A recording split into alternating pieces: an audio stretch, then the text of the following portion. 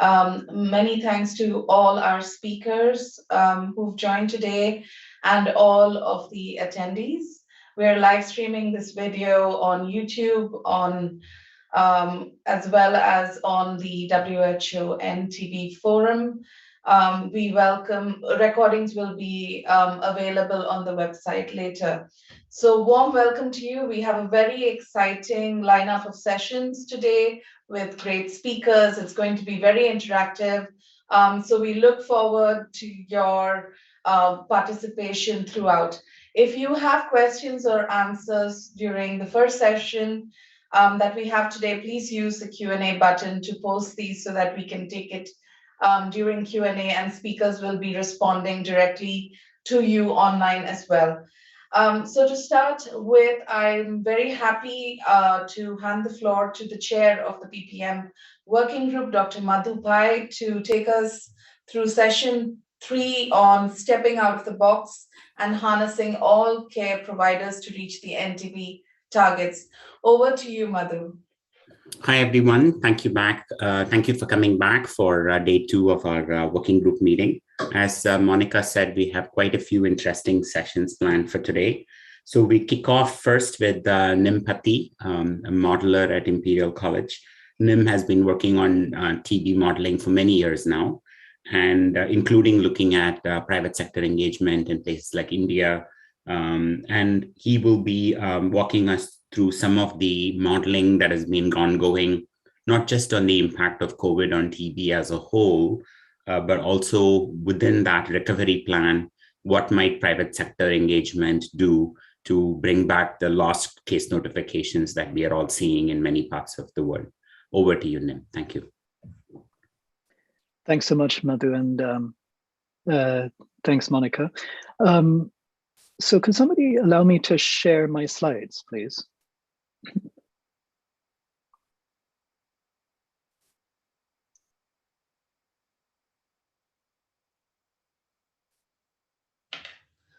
So you should be able to share slides, Okay. Nim. Does it not function? It's now functioning. Great, thanks so much. Great. Okay. Wonderful. Great. So I'd like to speak very briefly about some mathematical modeling that's been done to try and address the impact of COVID-19 disruptions on the private sector. So this basically concentrates on the priority PPM countries, but specifically not just about COVID disruptions in general to TB services, but with a focus on the private sector and PPM specifically. So I just wanted to show you a comparison of some of these countries and how they fared in terms of notifications. So here are just 3 of the priority countries. This is Indonesia in blue, and Myanmar in orange, and the Philippines in yellow. So as many of you will be aware, countries have started reporting notification data, if not monthly, then at least quarterly since 2020. And so this is basically just showing this data from these countries at a quarterly basis. But I've plotted this relative to the notifications in the first quarter of 2020. So this dashed line here along this graph basically shows you whether countries have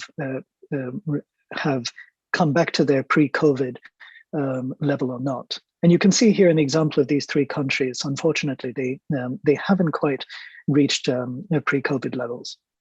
But if I include the other 4 priority countries here, this includes, for example, Bangladesh, India, Nigeria, and Pakistan.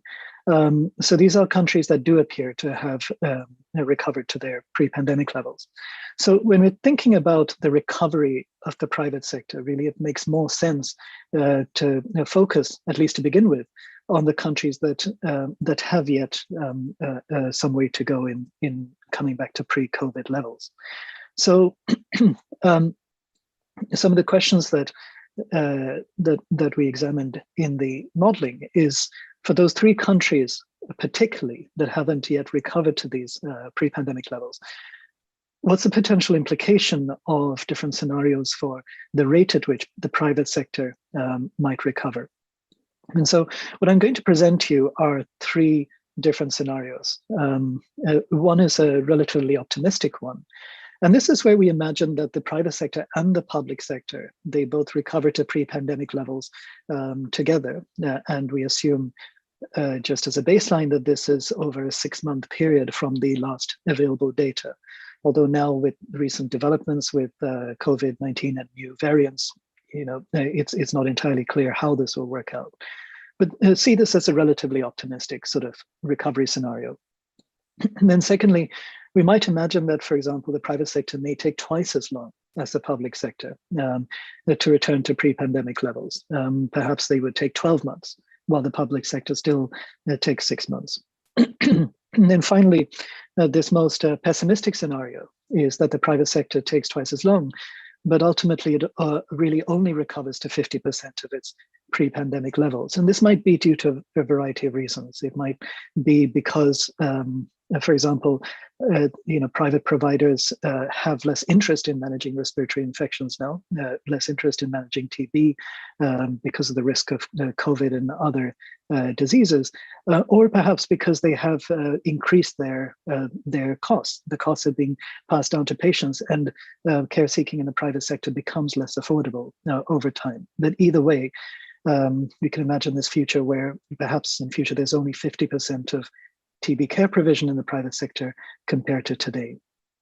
And so I'd like to look at the excess TB incidence and mortality between now and 2025.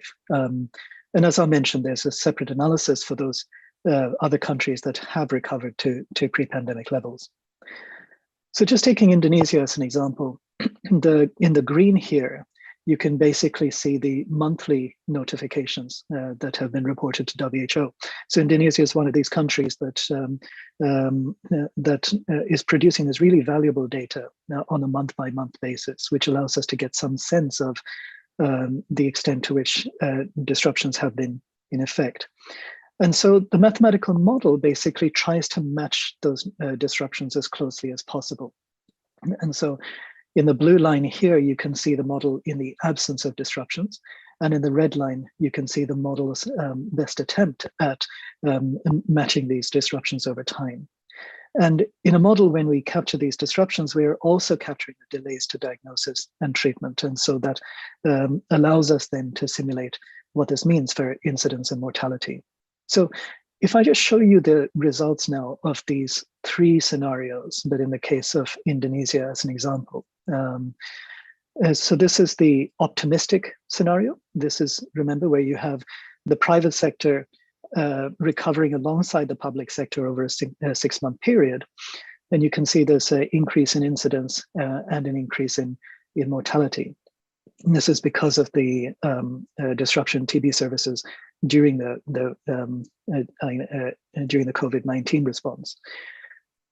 So if we have then a delayed recovery of the private sector, it now takes 12 months to get back to the pre-pandemic levels. What we'd expect to see is a 3% increase of cumulative incidence relative to the blue line, and a 6% increase in cumulative mortality relative to this blue line. And then finally, in this most pessimistic scenario, where the private sector only recovers to, only has partial recovery, we might expect to see an 8% increase in cumulative incidence and an 18% increase in cumulative mortality. And I should say, you'll notice that these green curves are increasing. And so if we simulated this out to 2026, 2027, if that partial recovery is still only partial over those longer timescales, we're going to see even worse impacts on incidence and mortality. And this is because a very important part of TB care provision is no longer functioning. So this is expanding these projections to the other two countries that I showed you, the Philippines and Myanmar. And we can see here roughly similar sorts of adverse effects from both of these scenarios that I showed, where, and broadly, the effect on mortality we'd expect to be even greater than those on incidence. If you look at the numbers on this y-axis, we're going up to around 50, 60% increases in mortality. whereas in incidence at the upper ranges of these intervals, we're talking about 30 to 35%. So patient outcomes are also going to be adversely affected, essentially. So if I go back to the other 4 countries really briefly, so I'm just going to take India and another country as an example. The notifications may well have recovered to pre-pandemic levels, but we can also think, what is the ongoing importance of PPM in these countries? So one way of doing that is to imagine a world where there is no PPM after the COVID disruptions. I mean, that's not going to happen, but it helps us at least to quantify the value that ongoing PPM activities are happening in these settings. So we could ask, what's the potential adverse impact of slipping back in current PPM efforts? Now, in an India-like setting, for example, if in this alternative world where we had no PPM after the disruptions, between 2021 and 2025, we'd expect to see around a 4% increase in incidence and around an 11% increase in mortality. So once again, you can see in these curves that these are the orange lines in these projections. These are increasing and they are diverging from the blue line. So again, if we took this over longer periods, this additional importance of PPM is only going to accumulate over time. And we can do a similar sort of analysis. This is in the example of Pakistan, and there we'd expect before 2025 to see a 6% increase in incidence and around a 14% increase in mortality. And these numbers, they are setting back these programs by several years in terms of the incidence and mortality in these settings. So can be quite substantial in terms of reverse progress in TB, in the TB response. So very briefly, the overall findings. We've had to separate this in terms of countries that are still experiencing disruptions and those that appear to be back on track. But the long-term implications for TB burden, it's really important for the private sector to recover as quickly as possible, but it's also critical that it recovers to the same capacity as was in effect before the pandemic. And in this example where I showed where it recovers to only half of the pre-pandemic capacity, we could expect to see incidences of TB incidence by 8 to 15%, and even more severe effects on TB mortality. Finally, for countries that appear to have returned to normal, it's really critical to maintain PPM functions, because a loss of these functions could lead to similarly severe adverse effects on incidence and mortality. And again, impacts that are only going to be accumulating in time. So finally, thank you very much. Brilliant job, Nim. Thank you so much. I think we definitely have time for a couple of quick questions. Is there anyone who would like to put their hand up? William, go ahead. Yeah, thanks so much, Nim. This is very important work. Can you talk a little bit about the kind of cause and effect links from the drop in PPM activities to the increase in those two measures, and also why the mortality increases comes out higher than the incidence increase? Thanks. Great, thanks, William. So in this modeled universe, the loss of PPM functions means two things. One is that private providers may revert to using to a lower standard of TB diagnosis. And what this means is overall, it's going to take longer for TB patients to be recognized as having TB. And the other thing is a lower standard of TB treatment, so less availability of treatment adherence support.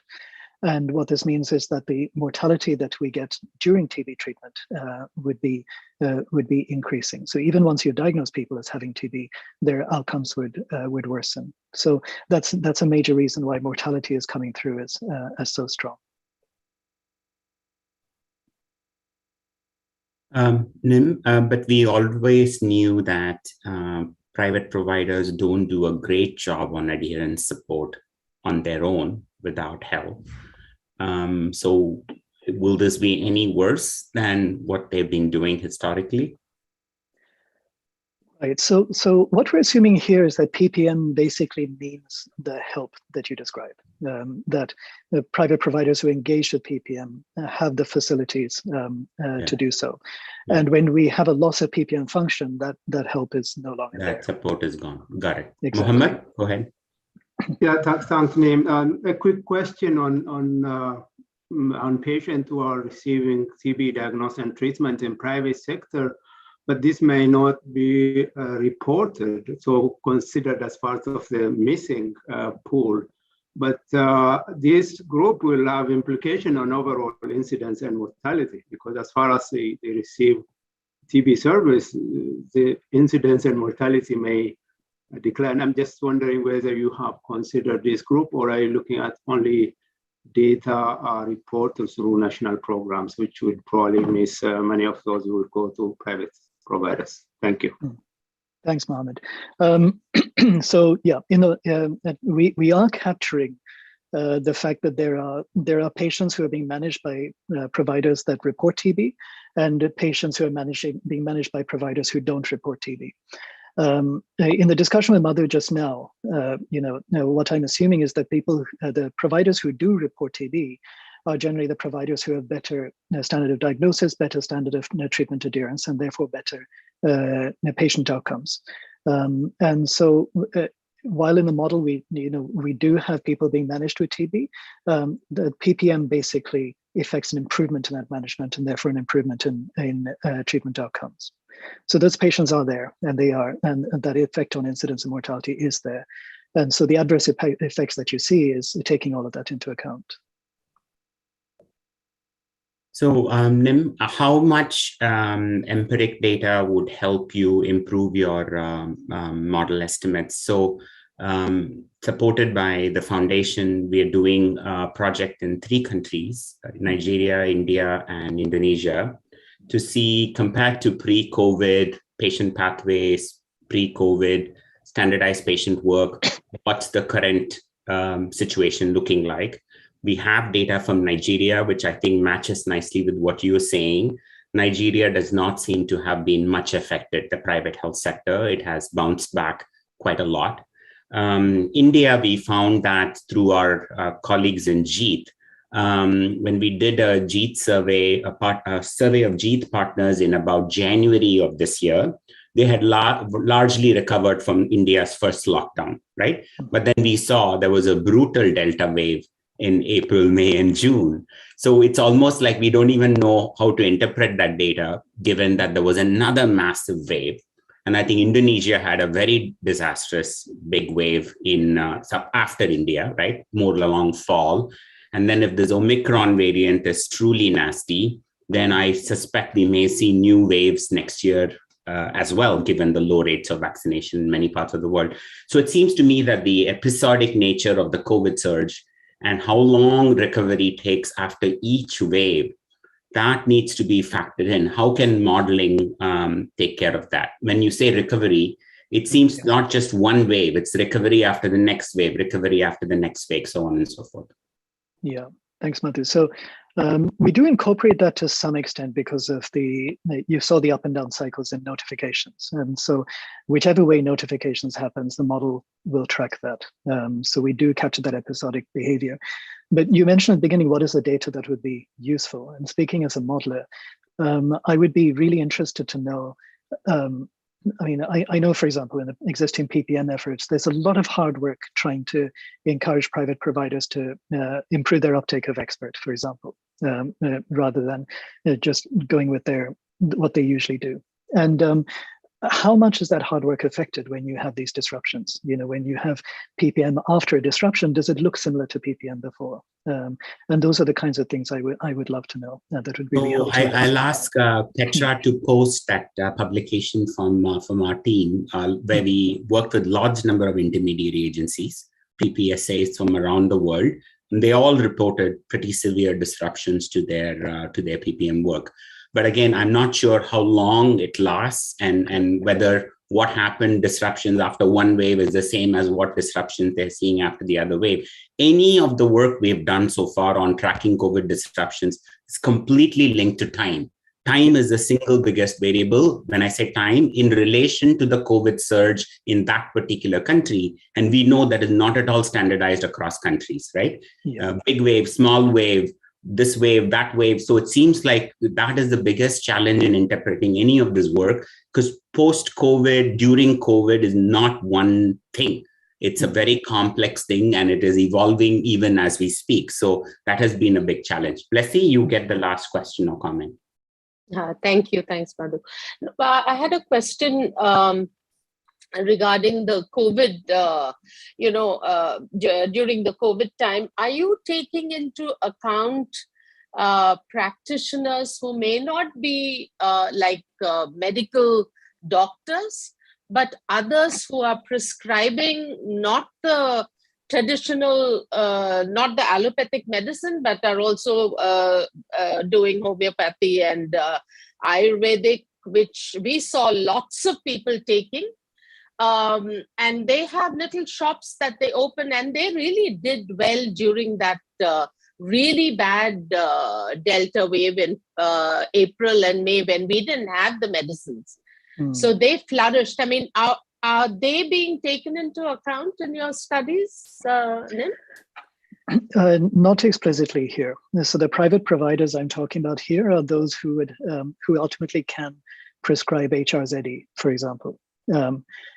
So these alternative providers are not being explicitly included here. Qualified providers. Okay. Thank you, Blessy and Nim. Nim, this is obviously a topic of great interest for everyone, right? And it'll be nice to have a more detailed webinar on deep dive on this modeling work around private sector. So I will work with Monica and Petra, maybe through the Learning Network, we can do a separate webinar with you in the coming months. I'd be delighted. Thanks. Thanks again for your time and your excellent work, Nim. So the next session, I think I'm very excited about, is as depressing as the COVID situation is, we know for a fact and are living through it, there's some amazing innovations happening around COVID. And we know there were really interesting innovations happening in TB even before the pandemic started. What I think has been disappointing, I think, for all of us is the slow pace of uptake of any innovation in the TB space, whether it's molecular testing. I mean, look at molecular testing. It took us 10 darn years after GeneXpert for it to even reach any level of coverage. And yet every country rolled out PCR for COVID in a matter of weeks, months.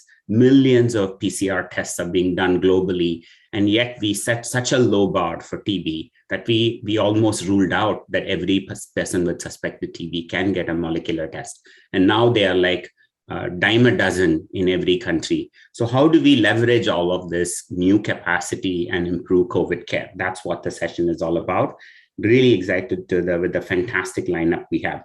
So we first kick off with Blessy. I would love each of the panelists and speakers to adhere to 5 minutes, because I think Q&A and discussion would be the most exciting component of this particular panel. So in 5 minutes or so, tell us your work and what innovations you're seeing and how we can tap that for TB. Blessy, you are CEO of the Global Coalition of TB Activists. You're also in the WHO Civil Society Task Force. You're a leader in the area, and you've been shouting from the rooftops about why TB has forgotten to place people living with TB at the center of the program. So what kind of civil society and community-led innovations have you seen, COVID, TB, and which ones do you think we should amplify for private sector engagement? Thanks, Madhu, and thank you to the PPM working group for inviting me to speak. Unfortunately, I'm not as excited as you are, Madhu, because I do see a lot of missed opportunities. One always hopes that in TB we can really grab every opportunity, because while we do say that progress has slacked because of COVID, I want to look at a time before COVID. It's not like we were doing fantastically, that suddenly, because of COVID, we've fallen back. Actually, we didn't do that well all over. And it was very interesting. Yesterday, I spoke to over 50 young people in a hotel room at the launch of a network, all TB survivors, champions. And we went through an exercise, kind of charting out the advantages and disadvantages of the private sector.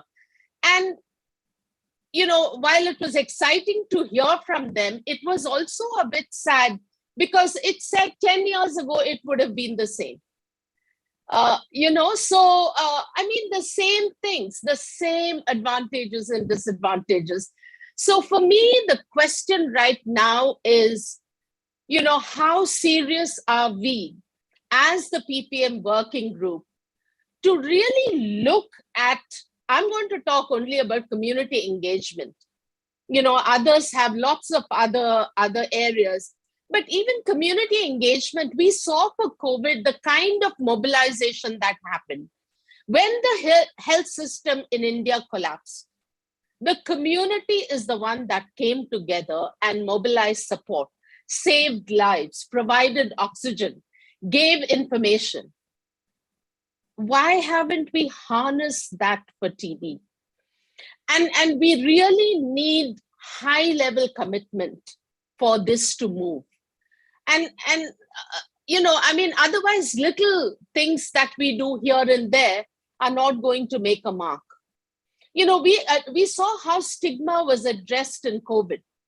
Initially, houses were getting labeled, saying that COVID positive, no entry, nobody was allowed. There was huge stigma. But within weeks, we overcame that. Whereas in TB, we are looking at stigma for decades. And I just want to share with you a little bit about what we as the Global Coalition did in this whole stigma journey. From about 2014, we started hearing from TB survivors how stigma was a huge barrier to accessing care. So we made noise, we shouted from the rooftops. It fell on some ears, it didn't fall on the right ones. So we went and documented stories, brought out the stigma books, stigma in women, children, men, and hopefully many of you have read that.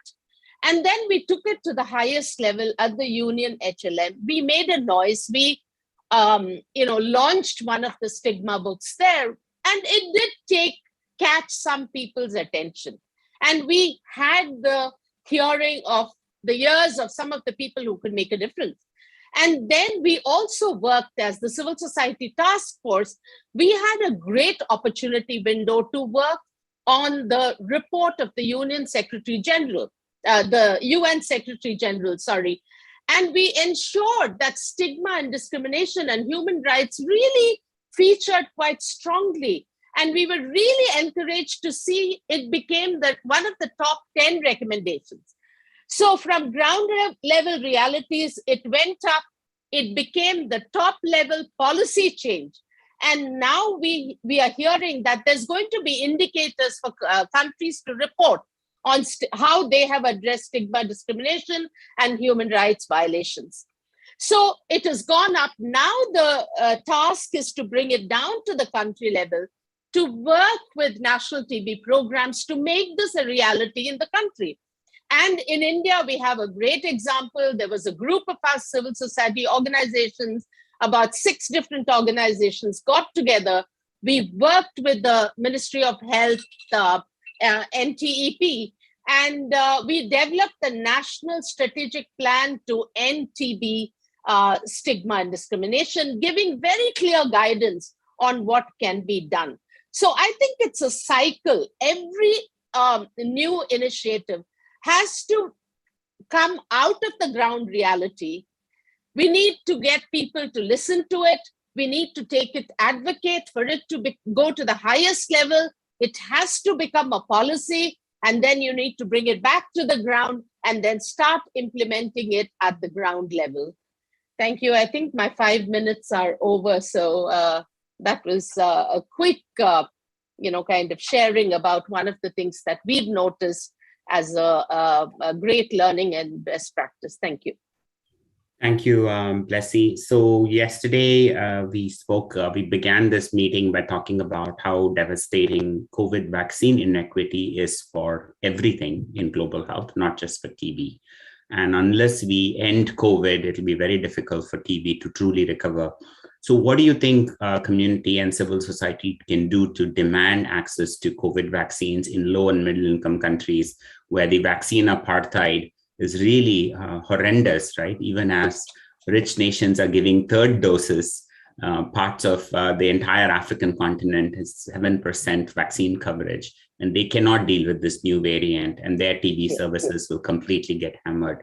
So how could we advocate for COVID vaccine equity as a path to recovering TB as well? I mean, I don't think we have any other choice. It's non-negotiable. We have to ensure equitable access. For that, you need to advocate at different levels. I think everybody on this at the meeting is an advocate. It is not just the responsibility of TB survivors or TB champions or the civil society. Everybody. You know, we have to use every mechanism available to us. Social media, speaking, whatever we can get, we need to jump and really take that opportunity. Secondly, call people out. Thirdly, this may be a little bit slightly, maybe not the right thing, but I want to question the parliamentarians. We have a huge parliamentary caucus, the Global TB Caucus. It was launched with much expectation, much enthusiasm. Resources have gone into it. Yet, at the country level, how many questions have been raised in Parliament? Any country. What changes have happened?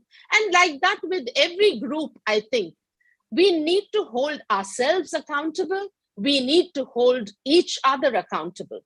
If civil society is not performing, pull us up. Call us out. And people have done it. And it has only helped us get into the right track. Researchers, developers, donors, I think we shouldn't shy away from holding each other accountable. Thank you. Very helpful. So next up, we have Amir Khan from Association of Social Development in Pakistan. Amir, are you there? Can you turn on your video? Amir? Yes, I'm trying to turn on my video, but it's not working. Yeah. Okay, we can hear you well. So if you can speak for 5 minutes and tell us a little bit about Pakistan has been doing a lot of work in active case finding in the private health sector. And also you have plans to roll out TPT. So it'd be very nice to hear from you on what innovations in service delivery or other things you have done in Pakistan for active case finding. Thanks very much, Madhu. May I know if Secretariat is able to share my slides or? Yes, Amir, we will share your slides. Give us a minute. Thanks very much.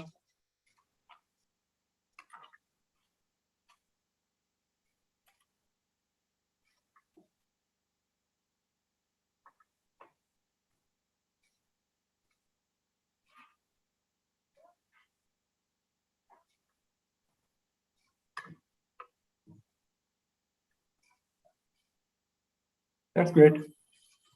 Thanks. Go ahead, Amir, and please be brief. Thank you. Thanks very much. So what I'm going to share is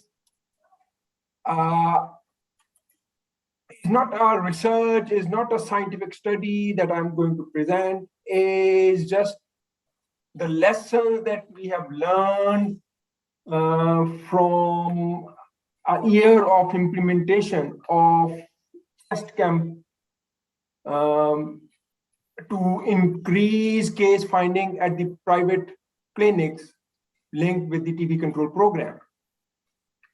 So in Pakistan, the PPM is playing a significant role in TB care.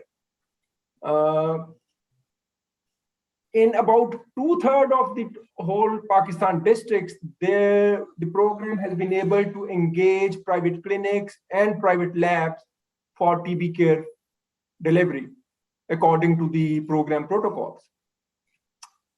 In the PPM, we have got two models ongoing. One is, of course, the social franchise, which is more globally known. The other is more homegrown model of district-steered public-private partnership, where the district TB program leads the role in terms of selecting, enabling, and supporting the private clinics and labs. So far, in the PPM, we have got 810 private labs and 6,400 plus private clinics engaged in TB care throughout Pakistan. In terms of outputs, the PPM gives about more than 20% of the total case finding in Pakistan.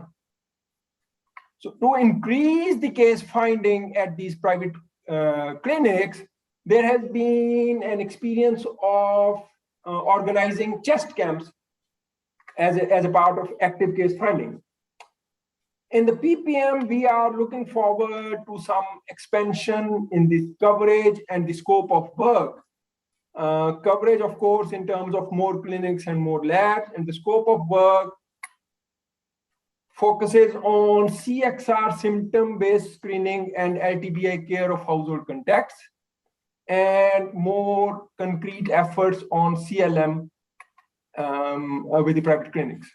Next slide, please. Yeah. So now we focus on the chest camp experience in our PPM interventions. There has been two types of chest camps. One, we call it conventional chest camp, in which the symptom screening was followed by smear testing of symptom positive cases. And inputs, of course, was staff time, microscope, and supplies and logistic cost. Another form of chest camp was CXR expert chest camp, in which CXR was used as a screening tool. Everybody was administered CXR, digital, of course. And then those who are found positive on CXR were administered gene expert testing. So, of course, that requires more both the CXR equipment and the gene expert facilities on site at the chest camps. Next, please. In this table, we can see the interesting comparison of outputs in the two types of chest camps. As you can see, attendance was almost similar, about 50% attendance in each chest camp. Screening and all that, though, if you look at the people found to be presumptive, in the conventional, it was around 25% of the screened people were found presumptives, and in CXR, about 20% of the screen were found presumptives. So then they were tested. The more interesting part is the lower two rows. If you look at the bacteriologically confirmed TB cases, you can see in conventional, 9.4% of the tested were found bacteria positive.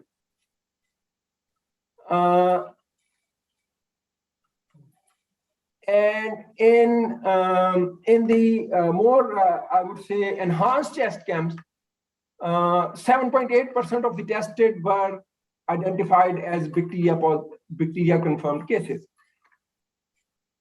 And more interesting is this last one, in which you can see that in the conventional chest camp, the proportion of clinically diagnosed remained quite low. That was 6.5% of the tested. But in these enhanced chest camps, about 20% of the tested were labeled or identified or diagnosed as clinically diagnosed TB cases. Next, please. So Amir, what you have have we 2 learned? minutes. You have 2 minutes to summarize. Yeah. Yeah, thank you. What have we learned? In both approaches of screening and testing, we had quite comparable results. But the cost through smear testing diagnosis, it was less than $1 per person or per test. And in expert case, it is 10 or more US dollars per test. Yield of the TB patients per chest cap, I've already mentioned that in the traditional chest cams, symptom smear chest cams, we were able to find 1.2 bacteria positive patients in each chest cam and only 0.7 persons in each chest cam. Whereas in CXR expert approach, we were able to identify only 0.75% persons of bacteria positive and 2 individuals per camp with clinical TB. So lessons, what is the lesson? CXR as a screening tool adds value to diagnose clinical TB. This is very evident. The second point is smear and expert testing gives comparable diagnosis outputs, but at a significantly different cost, as seen above. So there we might want to consider smear, CXR smear combination as a screening and diagnostic tool for TB. Next, please. Next slide, please. Yeah. So can you summarize with this, Amir? Yeah. We don't currently we are not as a program policy, we are not implementing TPT currently, but the program is in process of developing the guidelines and details of managing the TPT intervention. So in this regard, program is focusing on CXR symptoms screening approach for household contact screening, and then administering TPT if TB is excluded on the basis of CXR symptom screening. PPM clinics are also expected to do the same approach and follow the national guidelines for screening and TPT administration. That's it. Thank you, Amir. That is very helpful. So TPT, you still don't have a lot of any real experience yet because you're just starting, but the chest X-ray and cough camps are very interesting for us to learn about. So please ask your questions in the Q&A box. And if the panelists can answer them there, that would be very helpful as well. Next off, we have Arnab Pal from Chai, India. Arnab has been actively working on private sector engagement, not only laboratories, but also through the JEET network that Chai is one of the partners of. And for several years, Chai has coordinated the IPACT initiative in India. So Arnab, in about 5 minutes, tell us your biggest takeaways from IPACT and potential lessons for other high burden countries. Thanks, Madhu. I'll just quickly share a short presentation. I hope my screen is visible. Yes. Great, thanks. Great. So, again, I think IPACT is not a new initiative, so I'll try to put it in context of the COVID world as well. But I think a few years back, at least in the private sector, the cost of gene expert tests was really high. It led to a vicious circle of low testing, and hence, I think low uptake, and hence again the market volumes were generally low. So it was stuck in a literally high price, low volume kind of business model for both Cepheid as well as for labs. Again, I think the reasons were, private providers, the awareness about sputum TB tests, especially expert, was generally low. There was a lot of, I think, reliance on blood test, and awareness about the newer diagnostic tools was generally very poor.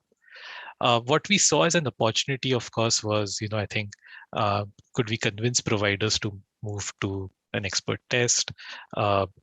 Actually engage with private labs and see whether there's a potential to kind of organize this market and also kind of generate demand amongst providers through these labs. The idea was to move from this high price, low volume market to a kind of a high volume, low price market. So that's what I think. That's where IPACT came into picture. I think we created a consortium of laboratories, the largest private sector labs in the country on one side, and on the other side we had the suppliers or distributors of all WHO endorsed tests like Cepheid, BD, Hain.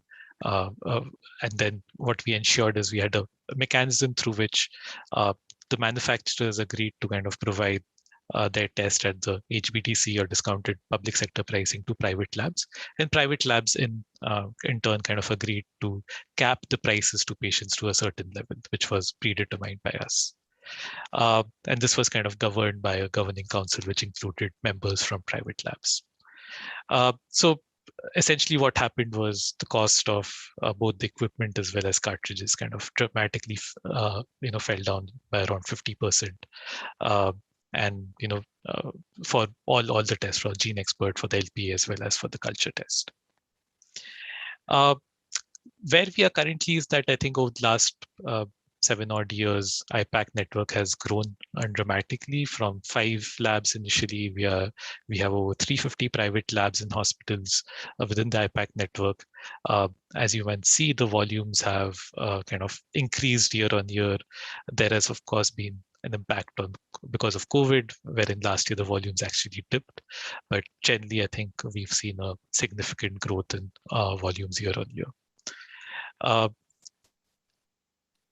And what we've also seen is that because of IPAC and a large volume of, I think, TB testing happening through IPAC labs, the commercial prices of TB tests has also kind of fallen over the past few years. However, I think there were a lot of challenges we faced, and we couldn't really achieve everything. One was, despite fairly good uptake of tests in the private sector, I think we are still literally scratching the tip of the iceberg. There are around 2 million TB patients in the private sector based on drug sales data, but only around 300,000 presumptive cases are getting tested through IPAC labs. So there is a lot of potential, which kind of indicates to a lot of patients still not being notified. There are demand side challenges. I think supply side in that way is relatively easy. We are seeing that converting providers or getting providers to kind of prescribe expert is not as easy as we would imagine. There needs to be a lot of investments, not only by labs, by PPS agencies, but everyone to kind of get that behavior change. Also kind of getting them to kind of notify is a challenge. Through some surveys, we found that some labs do not necessarily notify. This has subsequently improved with NICSHI and with the data reporting systems becoming much more streamlined. I think this has improved, but that's always a bit of a challenge. And despite the reductions in cost, I think it's still a fairly expensive test. It costs around $32 in the private sector, which is still fairly expensive for most people in India. On the demand side, I think we did a lot of interventions, and we continue to do with PPSAs, like we do medical seminars, we do in-clinic visits, focus group discussions, and various channels were used to kind of do this. But again, it requires a lot of sustained effort to get that behavior change amongst providers. And just to summarize, I think sputum is a hard sell. I think despite all the progress we've made, empirical treatment is still fairly widespread. Diagnosing based on an X-ray is still the most common and preferred way of doing this. Demand-side interventions are fairly cost intensive, and labs are generally not very keen on investing. So, I think there needs to be better understanding of provider side behaviors to figure out how do we actually get that greater uptake and, I think change their behavior in terms of prescription of modern test or a Gene Expert test. Thank you. Thanks a lot, Arnab. That was very excellent. Can you tell us a little bit about the IPAC model in other high-burden countries as it's slowly starting to be diffused or taken up? Yeah, so I think over the last few years, other countries like Pakistan, Philippines, have launched similar models to IPAC, wherein I think private labs have agreed to kind of cap prices. So I think there has been slow and steady uptake. Wherever I think there is a significant network of laboratories or hospitals who provide TB care or have the necessary infrastructure, I think it's a model which we can kind of definitely use. Also, I don't think we should restrict it to TB. I think such a model has, you can think of it for any infectious disease or any disease of public health importance.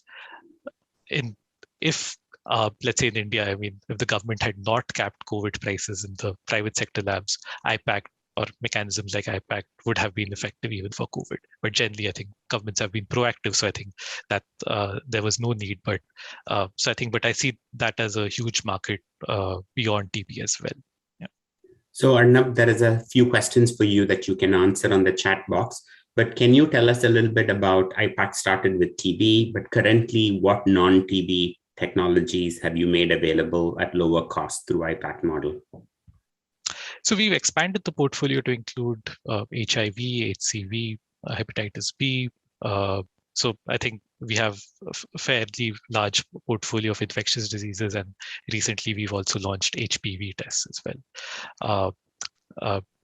Currently with Cepheid introducing the new XDR cartridge, so we have the drug resistant profile testing as well, currently available under IPAC. So you continue to include new tests based on the market need and what company manufacturers are willing to work with you on. Right, and we've been also in conversations with QIAGEN and I think MolBio to kind of include their test within the IPAC platform. So I guess with the push for TPT in the private sector, including IGRAS, might be helpful or beneficial and something you're working on. Definitely. Yeah, I think within country through the Global Fund grant, there is a scale up of I think TPT. So we do see a significant market for IGRAS in the near future. Thank you, Arnab. Appreciate your time. Please answer some of the questions and we'll come back to the Q&A session with you. Next up, we have Farooq Mirali from M-Clinica. And all of us have been excited about digital adherence technologies and digital tools during this pandemic, in part because clinics were closed and many people had to resort to online or remote consultations. So Farooq, tell us a little bit about what digital tools could be used by private sector engagement and people working in this area. Sure, great to be with you all today. So I'll briefly take you through a lot of the digital work that we do in engaging pharmacies, which is, as you guys know, a very key stakeholder in the fight against TB. And I'll spend, the main part of the presentation really talking about online education, the efficacy of this, and then, talk about some of the future forward-looking strategies we are looking to implement. So just a very brief background on what we do. We work specifically on the pharmacy channel, and we connect about 220,000 pharmacy professionals and students as well from about 45,000 pharmacies. And when you think about that from a reach perspective, we're reaching about 150 million patients across Southeast Asia through this network. And so, the main markets that we're in are certainly Indonesia, Thailand, Philippines, Vietnam, Malaysia, Singapore, Cambodia, many of which are very high burden, TB countries. So a lot of the work that we do is actually with many of you on the call. We work a lot with public sector organizations who are looking to engage the pharmacy channel digitally around particular disease areas. But by the same token, we also work with pharmaceutical companies also looking to engage the pharmacy channel. And this is really a marriage of public and private sector, each solving different disease areas. The private sector may care about something like hypertension and diabetes and be willing to sponsor education on this. But in the areas that are not necessarily as commercially relevant, whether they be TB, HIV/AIDS, ones that are more in the remit of the public sector, we work with them as well. And what brings it all together is that pharmacies see patients having all types of symptoms and diseases. And so really how we think about pharmacies is they're very critical to the delivery of primary healthcare. We actually ran a recent survey and found that patients in Southeast Asia were visiting pharmacies 12 times a year, but physicians 1.2 times a year. And in fact, in COVID, in many of our countries, we actually found volumes to pharmacies increase as they were being sought as the care provider when hospitals and clinics were closed in the most severe times of COVID.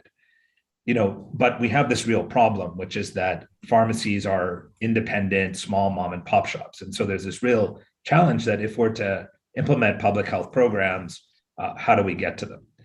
And so the way we actually thought about that is we created an all-in-one app for pharmacy professionals. So this isn't just an app for TB or HIV/AIDS. Our thesis is that you have to provide everything to pharmacy professionals so that they actually have a reason to open up the app to use it. That's not just around a disease that, frankly speaking, is still in low numbers in terms of who they are interfacing with each and every day. And so what we did was we put, things like online education, accredited education where they can do e-learning, renew their credits, so on. There's a Q&A, almost like a Quora for pharmacists. They can do case reporting, adverse event reporting. They can even do, we even have almost like an Amazon for pharmacies where they can do all their medicine procurement. We provide financing of supply chain. So really thinking about all the things that pharmacy professionals need to better serve patients and manage their pharmacies. And as a result of really understanding what these needed, we put about 1/3 of all the pharmacists in the region on this app, right? So it becomes this now unified digital channel that becomes very interesting from a public health perspective. So when it comes to TB, the way we think about the theory of change and sort of our pathway is really, first being able to deploy research very quickly, understanding things like knowledge, attitudes, and practices around particular areas like TB, practice and control. Then we're able to actually deliver very specific information that is relevant to the pharmacy practice in a news feed, through push notifications, through interactive content, to really give them this sort of prime behavior and understanding of the signs, symptoms, and treatments of things like TB. Then, we go a step further and actually with our partners are able to provide online education. I'll talk more about this. And now we're starting to get into e-referral and supply chain work as well. So, taking a little bit of a focus, and I'll jump in the interest of time more towards in education. So we did a lot of work on TB education during COVID. And, we were able to educate, more than 12,000 pharmacy professionals with our partners and really do this in a very rapid time across multiple countries. So I think, in COVID, we always think about online education and, it's very much the norm. Many of you may have children and this is what they do all day, every day now. But does it work, right? And what we really wanted to say is, okay, we do all this online learning, but does it affect practices? So what we did, first of all, was, understand what we are trying to solve for, which is first you educate these pharmacy professionals. Then you have improved TB knowledge and attitudes, which ultimately leads to improved TB practice. And that's the theory. So does it work? So what we did was we measured the pre and post of education before they were given online education and training around TB. And we did this, for example, in Cambodia here.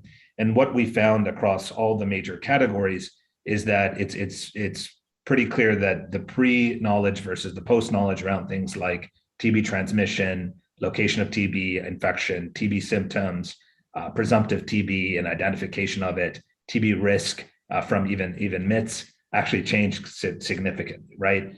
And I think that's quite interesting to say that you can deliver in a very online format at scale things that actually change knowledge. But does it result in practices, right? That's why we're all here. And I think when we then actually 1 year later, and this is kind of also interesting, which is we made it very hard for ourselves. We said, does practices change? And let's measure 1 year after we did the intervention. And so that became really a long window to say, do practices really change? And we found that the general practices that we were guiding for, which were pharmacists to refer to nearby government hospitals, that actually behavior changed positively. So more referred to government hospitals that were not, which is actually what in this particular country they're supposed to do. 77% versus 67 actually provided the client with information on TB. And then we also actually removed this sort of norm around dispensing cough syrup if somebody comes in with TB symptoms. And all these were statistically significant across these three areas. So I think, that generally tells you that, yes, you can deploy education at scale online. It does result in changes in information and knowledge that can be measured, but more importantly, it does result in practices. And, I think that's quite exciting when you think about the ability to actually address a lot of this and change behavior. I'll touch briefly upon if I have enough time here. Another minute, Farooq. 1 minute. Okay, sure. I can do it.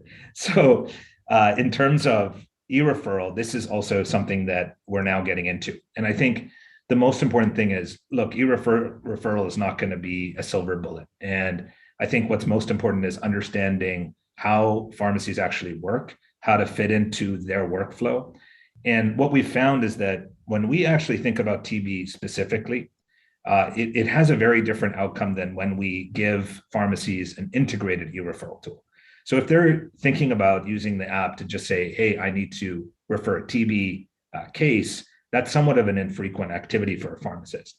But then when you actually think about it in an integrated way, and you say, well, you can use this app for the major e-referrals. You can do it for TB, reproductive health. You can do it for STIs, HIV/AIDS, and downstream.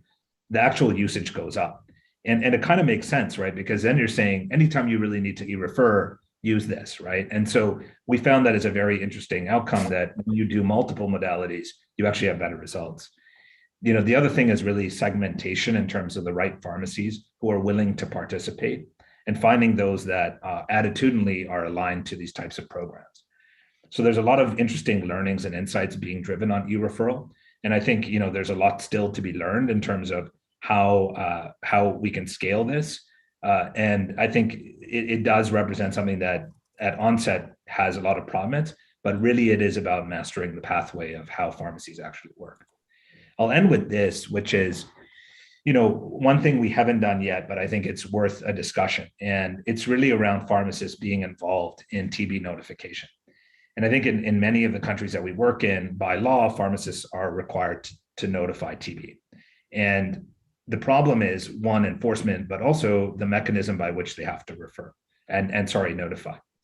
And what's also interesting is we, about 3 or 4 years ago, looked at around 500,000 prescriptions in Ho Chi Minh City, 500,000 in Indonesia, 500,000 in the Philippines. We found about 1 to 2% of those actually had, monotherapy or combination therapy for TB drugs. So it tells you that they're actually coming from the private sector into private pharmacies. But we also found out that those weren't being notified. And so really what we want to explore next is actually how you're able to very quickly integrate pharmacies as part of this. And I'll say this as a technologist, I don't think the answer is maybe a 45 field sort of form that requires a pharmacist to input everything. It needs to be easy. It needs to be part of the workflow. And we learned that with e-referral as well. So I think this is very exciting if we can do this to really support the finding of missing cases, especially since we know these pharmacies are so critical in the communities that they serve. So thank you very much, and happy to answer any questions you may have. Thank you, Farooq. That was wonderful. There's some questions for you in the chat box. Please answer them, and we'll come back to the Q&A time. One quick question: in how many countries, high burden countries, do you have your service right now, the Swipe RX? So we're in 6 countries, 5 of which are considered to be high burden. High burden. Okay. Yeah. And then one other quick comment is, so while this can be used to educate pharmacies and also notify, could it be also be used to deliver anti-TB medicines home if there is a COVID surge, people are simply not able to seek care? In other words, can it help continue in uninterrupted drug supply to patients?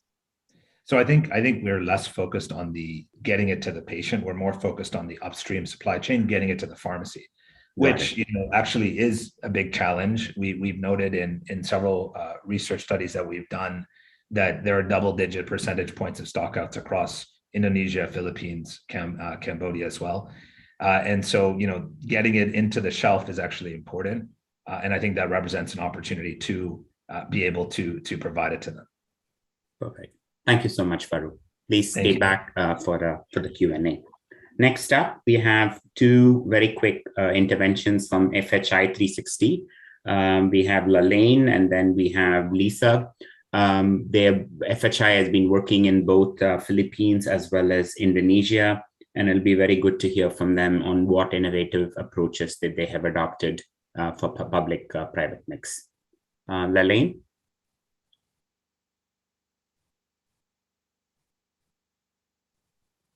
Lalaine or Lisa, can you turn on your videos?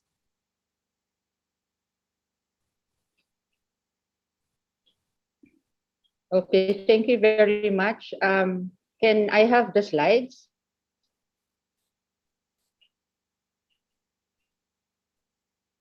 Okay, so while waiting for the slides to be shared, thank you for the opportunity to share in the Philippines. Later, my colleague, Dr. Lee Stevens, will present innovations in Indonesia, both supported by BSH.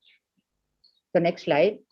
So in the Philippines, 1 of 3 patients prefer private sector for initial consult, and we need to make that choice an affordable one if we are to reach country targets to find and treat 2.5 million Filipinos by 2022. One of the major findings in 2018 was the lack of private sector access to rapid TB testing, which was both expensive, quoted as one of the highest globally in a Lancet article, and very limited in terms of the quantity. Only 4% of gene expert services were in the private sector. So in establishing the consortium in February last year, we're actually inspired by the IPAC model. We created a platform for pooled procurement for recommended diagnostic tests to benefit private sector clients with lower price while balancing reasonable profit margins for sustainability. With technical support from FHI 360 and partner IRD, we built the capacity of PhilCat as the convener to reach out to influential players in private diagnostics. We ratified our own governance structure for decision making. And focusing initially on gene expert for TB, we did a market analysis to understand the cost drivers to inform negotiations for concessional pricing with CFID. In turn, consortium members will agree on 4 parameters. They have to agree on the selling price. 2, they have to ensure quality assured diagnostic services. 3, they need to participate in notification to DOH. So we're also developing a lab notification module. And 4, they have to agree to be monitored for compliance.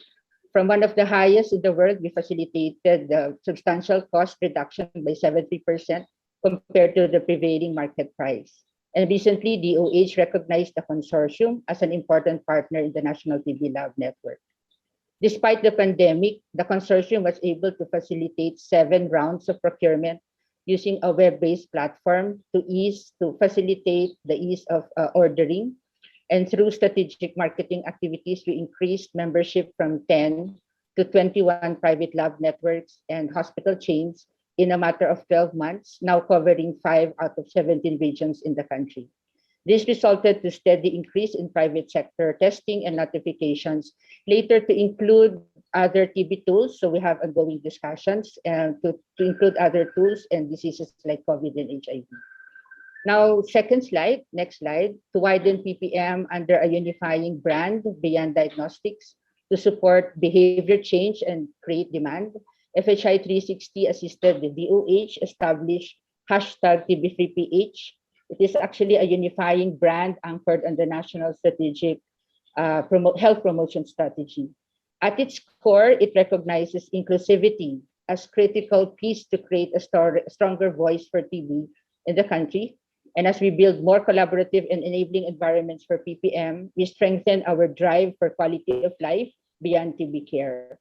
So this overarching approach varies from each key player. So strategies range from policy advocacy to leaders, media partners, engagement, interpersonal communication and counseling for health providers, community mobilization for allies, and behavior change communication for individuals affected by TB.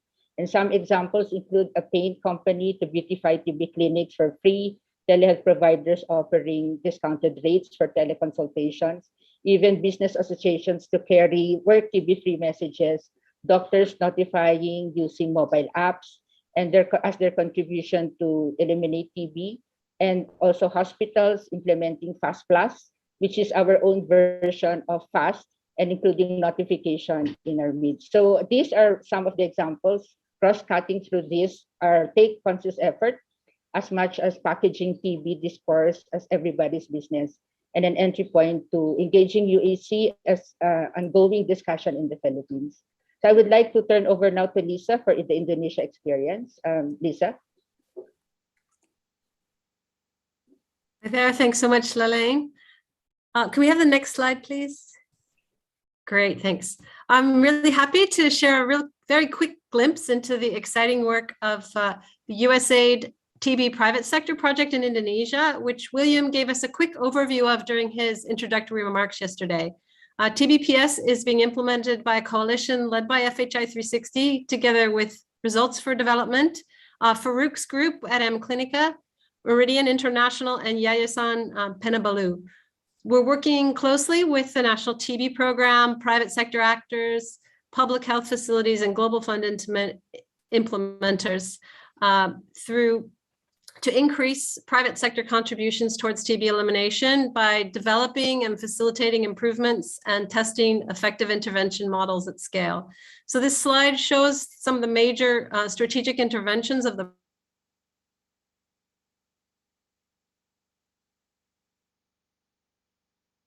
private sector care.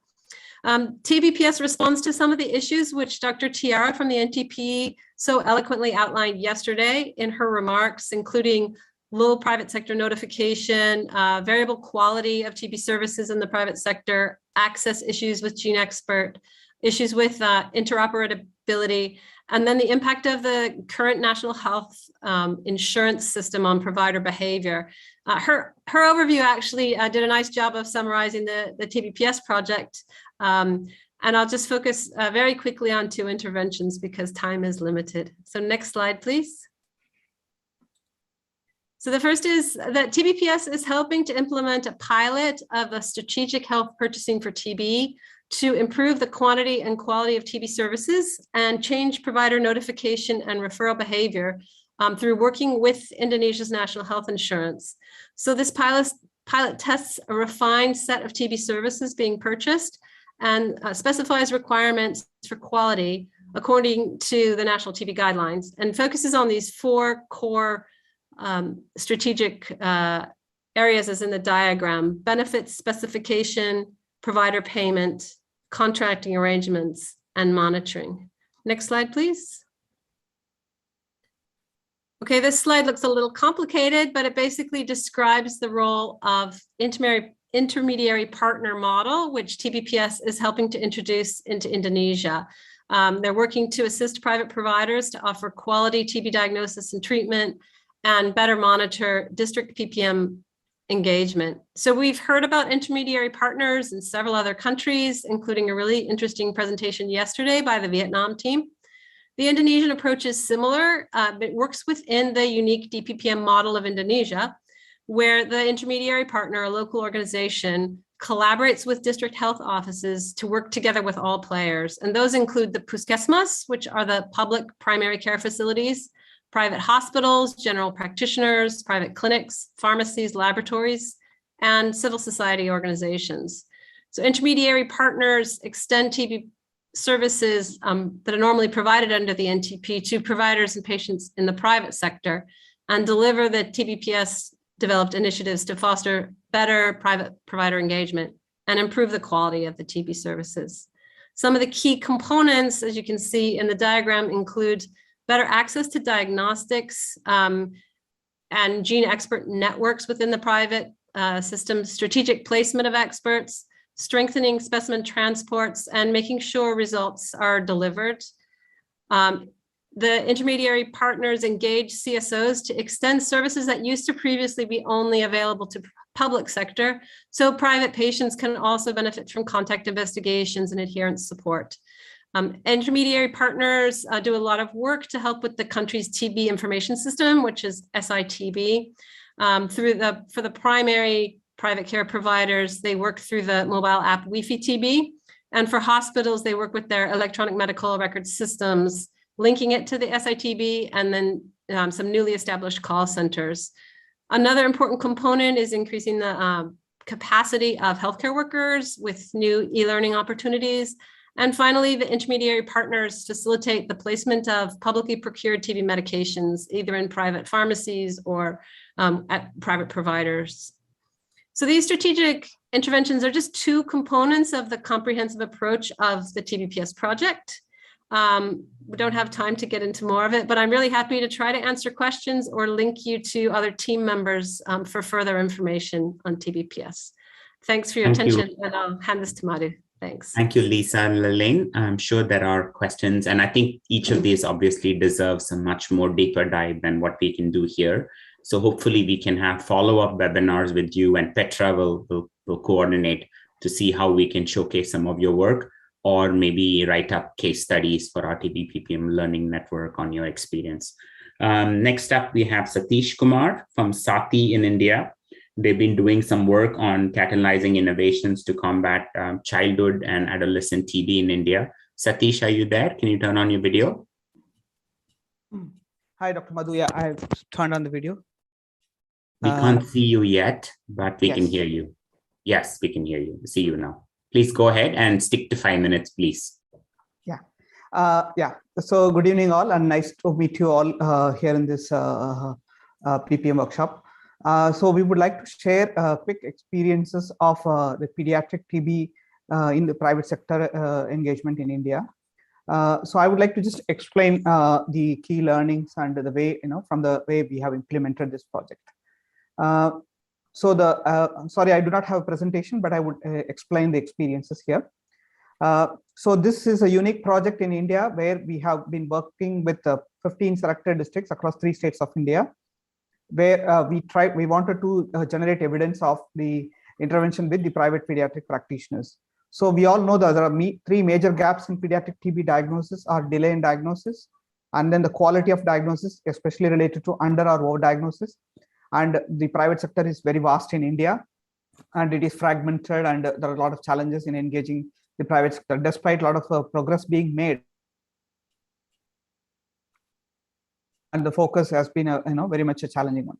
So what we did is we worked in 15 districts, and we had 2 models in the 15 districts. The one where we map and engage all the private practitioners is one model. The second model is we work only with selected partnership sites of around 82 sites.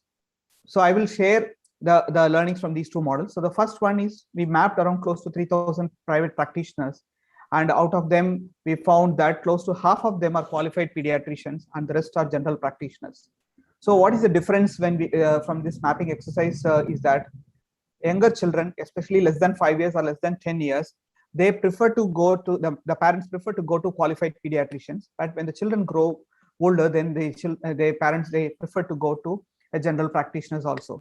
So that is one of the most important finding from the mapping exercise of close to 3,000 pediatric practitioners. The next important learning here is that we did a pathway study and operational research. The results are yet to be published.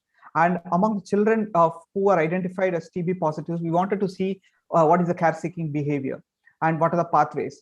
Primarily, majority of the parents reporting they visited private doctors first when compared to government in our operational geography. So that means they are going to the private practitioners, which is very well common in other countries also and in India also. But the most important thing when compared to adult pathway studies, we found that 83% of them are going to formal private practitioners.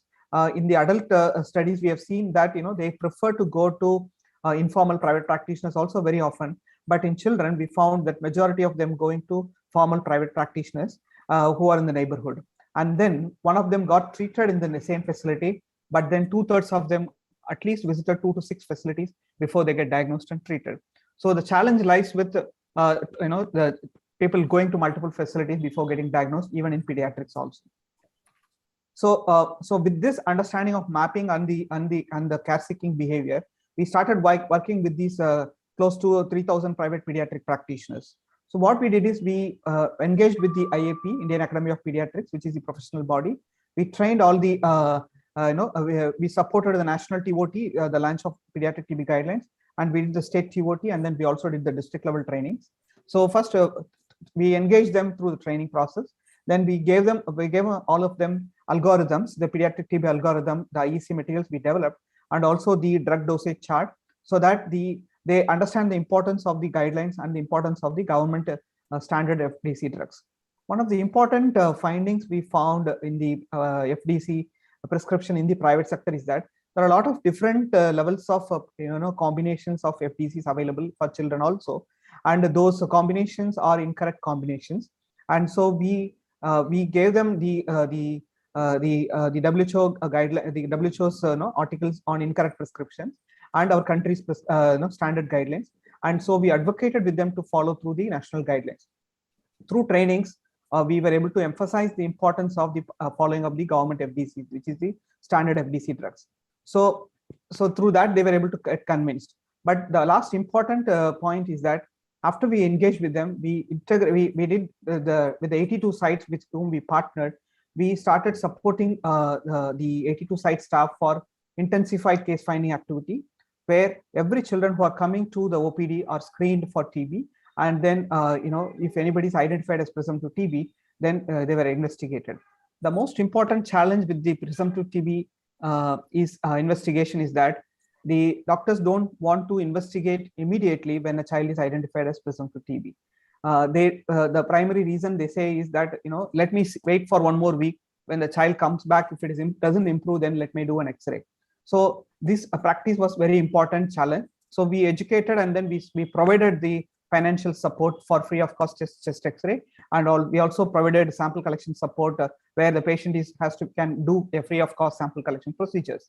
So with that support, the sample collection procedures were done, and we found close to 50 to 60% of them were actually done with CBNAT, and also 85% of them got with chest X-ray.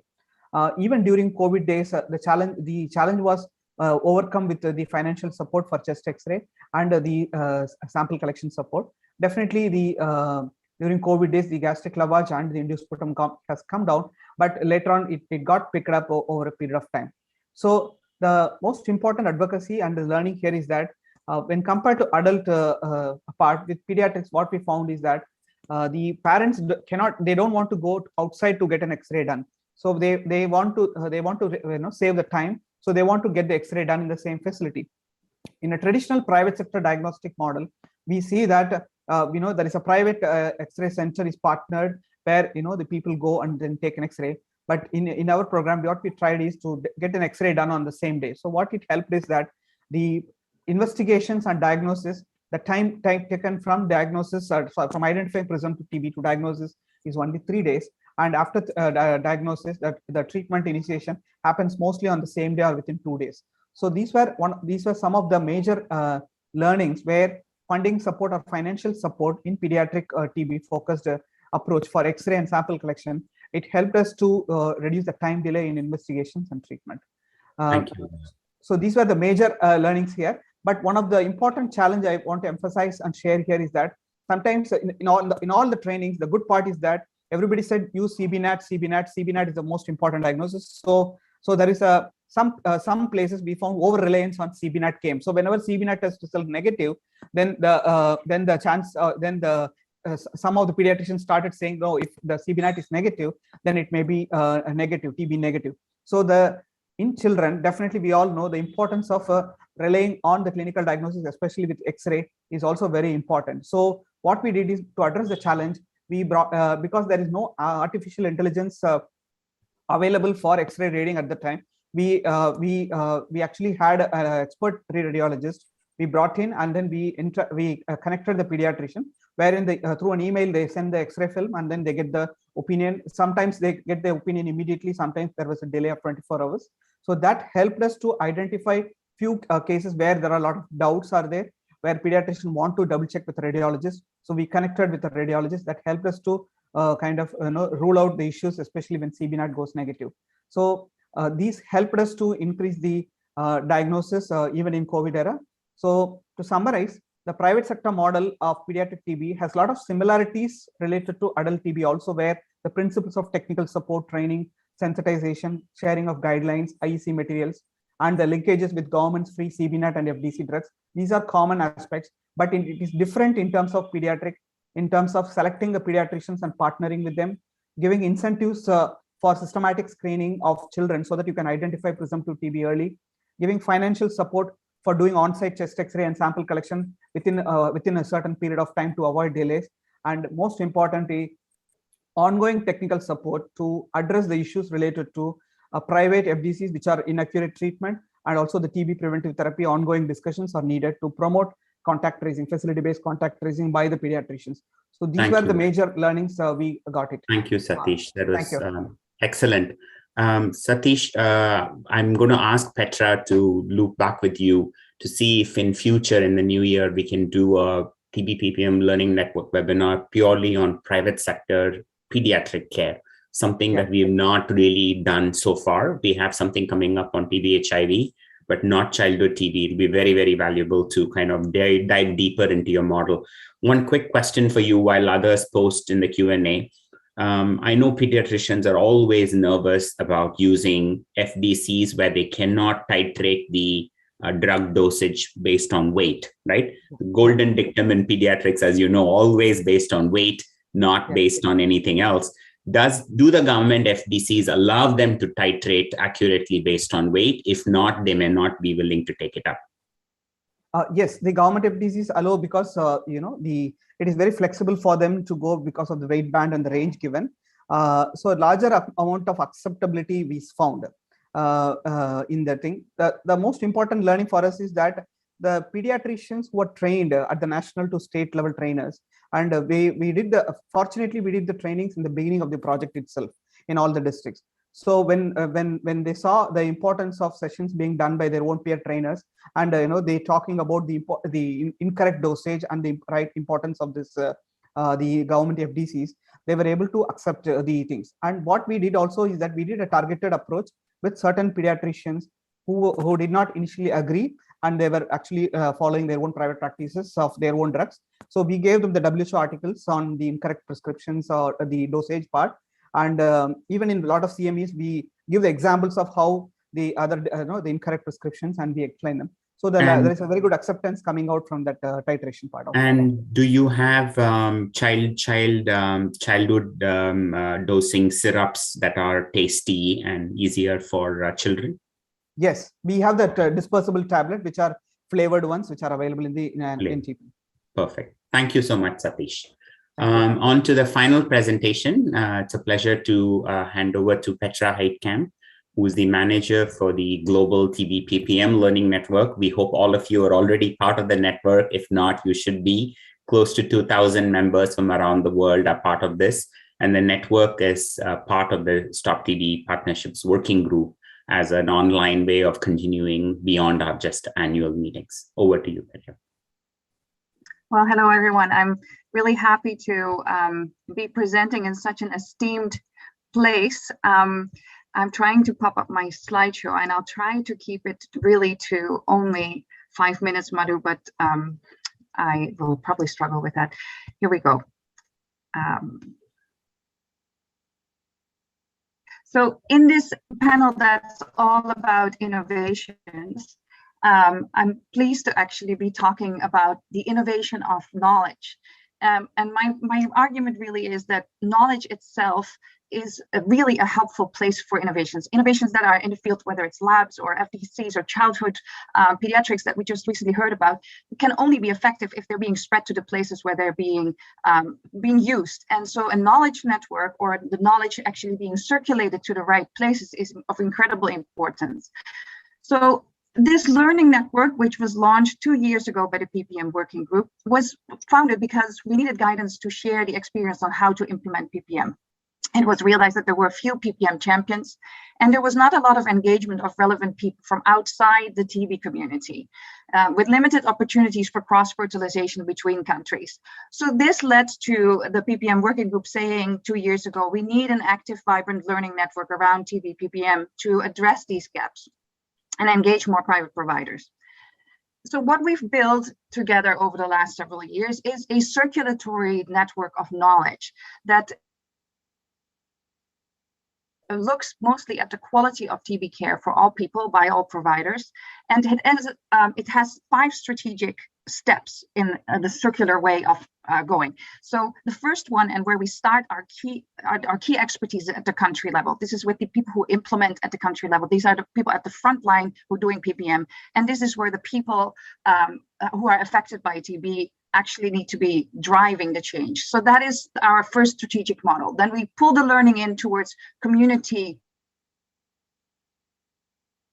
stories or community spotlights that we then understand and synthesize in the knowledge management, and then we push that out to the rest of the world. So I'm going to show you each of these steps very quickly. And to start with the PPM action at the country level, in the meantime, we have now grown, as Madhu already said, to about 2,000 people. And I'm proud to say that most of the people, we have about over 1,000 of the 1,700 people are in the high TB burden countries. The big 7 are a large representation, and other high TB priority countries as well. Now, when we started this initiative, and this is coming to Blessie's question, we realized that doing information sharing is often done from north to south or from top to down. And that is really not the way that we should be working. We need to flip this model of information sharing. And really the information flow needs to come from where the implementation is.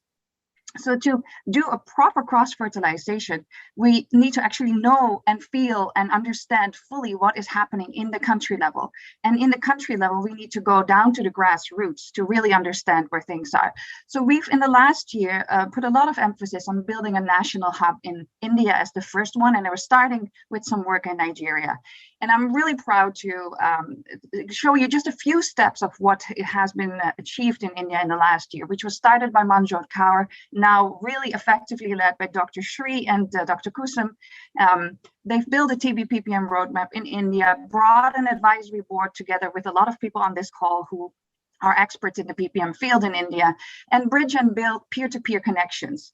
That's one of the key strategic areas in India, to also look at empowering the organizations to become PPSAs, which are the implementing agencies at the state level. And as a supportive component is to connect and support the public health sector. And there's close collaborations with the National TB Program, meetings with the state TB officers to build that ecosystem. And finally, that will build a larger network and a larger culture that is actually of cross-fertilization within the country and understanding and learning. So from there, we take this information that is happening at the country level, whether it is specifically through the hub or from different community members, and we extract the lessons that are the practical experience from PPM and build those into feature stories, as we call them. And we amplify the lessons that are learned around certain issues, around certain countries, around strategic innovations, and hoping that we can inspire others around the world, knowing that PPM is not a one-fit-for-all purpose. It's not a guideline. These are ideas and suggestions, and we try to extrapolate what works best. And that brings me to the next area, knowledge management, to synthesize the information together and actually find ways of combining information for specific audiences, tailoring quality information. We do webinars where we have debates or dialogues, or we present the latest technical expertise or the most recent findings from the country level. And we have many webinars that we're planning, as Madhu has been talking over the last during the last sessions. We're keen to bring those to the fore, and feel free to watch any of these. We have now about 25 webinars that have been held, and related products have been put in place as well. So the last point, or the fourth step, is to push this information out, and we're using different channels, whether that is through our website that we have built, social media challenge, or global conferences. And bringing to the last part of the cycle, the last strategic part, which is really the empowered community interaction. And this is an area where we were talking about capacity building. And we're really happy to launch today for the first time that we're organizing a TB PPM course from the 7th to the 11th of February. Our course directors, Madhu Pai, William Wells, Sri Yalapa, Monica Diaz, and William Guy Stallworthy are really welcoming you to apply to this course. We're looking for people that are actively PPM consultants or TB consultants who want to know more about PPM, or people that work on PPM implementation in the government or at the large organizations, to build more of a network of TB consultants on PPM. So please feel free to visit our website to get more information on this. I want to wrap up within the last 30 seconds to just show you a few of the lessons learned from the last 2 years.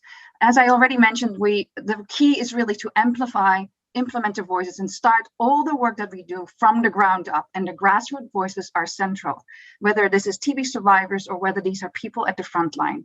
There's an incredible importance on community building and interaction. Nothing works when you build network or when you build towards knowledge and information without trust, without dialogue, and without actually adapting strategies to the local context. And the third part, real lesson that we've learned, is that to build equal partnerships, we need all stakeholders around one common goal together, and that is an opportunity for an equal platform. But it requires persistent brokering and real perseverance to get there. So finally, if we want the power of data to change minds, we don't just need to provide quality of evidence, but also tailor it into change activism. And the last point that I wanted to make is that the COVID pandemic has digitalized the whole world. And for our knowledge sharing and building this network, it has been an opportunity to actually use the digital tools in bringing people together. So with that, I would like to say thank you to everyone. Thank you to all the people part of the community, all our partners and collaborators, the team that is working on a day-to-day basis in India and here at the same time. And I want to welcome everyone. If there's anyone who has feedback, please do so. We would love to hear your voices and join the network if you're not yet a member. Thank you very much. Thank you so much, Petra, not only for the quick presentation, but for the phenomenal work you've done with leading the network for almost 2 years now. The most important thing I think we all want you to do is definitely join the network, participate, post your questions, your case studies, your publications, your experiences, invitations to your PPM webinars or events that you're hosting. And then we are hoping to build a country presence, as indeed we have started in India under Shree's leadership, and then hopefully to other high-burden countries as well. And then lastly, the course that's coming up, that's where we really need you to apply. If you're very, very serious about learning PPM, please apply to be in our course. It will be only for a small group of really committed individuals. And we're hoping to test it out and see how well it works. And if it works well, offer the course on a regular basis as well. So with that, we are out of time, and it's been a pleasure to moderate this session. I hand you back to Monica. Thank you very much, Madhu, for coordinating that session. So as you can all see, that was such a rich discussion with so many different experiences. And yes, this is why we have the TB PPM Learning Network, so we can continue more of a deep dive into each of these. There's so much that we can share, so much that we can learn from. So before we move to the next session, given that we're already over time, what we'd like to do is we want to engage more with the audience. More than 70 of you are engaged here. Thank you so much for joining. I know we have a section on an open forum, and we hope that we will have some time to discuss. But what we'd like to do in the meantime is we want you now. My colleague will share Slido. If you could kindly do that, thank you. So what we want you to do, if you could take your phone, point it at the QR code and log in, it will take you to this page. Or if you could go to www.slido.com and type in hashtag PPM 2021. As you know, between now and 2023, there's going to be a high-level spotlight on TB. We are all moving towards high-level reviews to the UN high-level meeting in 2023. We want to know from you, what do you see are important opportunities or actions that can place or continue to place a high-level spotlight on public-private mix so that it can be more visible. So we need your ideas and your brainstorming. So while the next session goes on, as you listen to it, if you could also keep this open, maybe on your phone or another device, and if you can post ideas, we'd be very grateful. And we can take 5 minutes at the before we close to do a quick review, 5 to 10 minutes, as well as maybe do a quick polling to see what comes up. And many thanks to someone who's already posted inter-country cross-learning. So great. So with this, thank you very much. Please do post on the poll. We'll keep this open till the end of the meeting. I'd now like to turn to the next session, session 4, which is on leveraging universal health coverage, social protection, to overcome inequalities along the patient pathway. And I'm very pleased to hand over to Dr. William Wells, Vice Chair of the PPM Working Group and from USAID, to chair this session. So William, over to you. Thank you so much, Monica. So I'm happy to host this next session.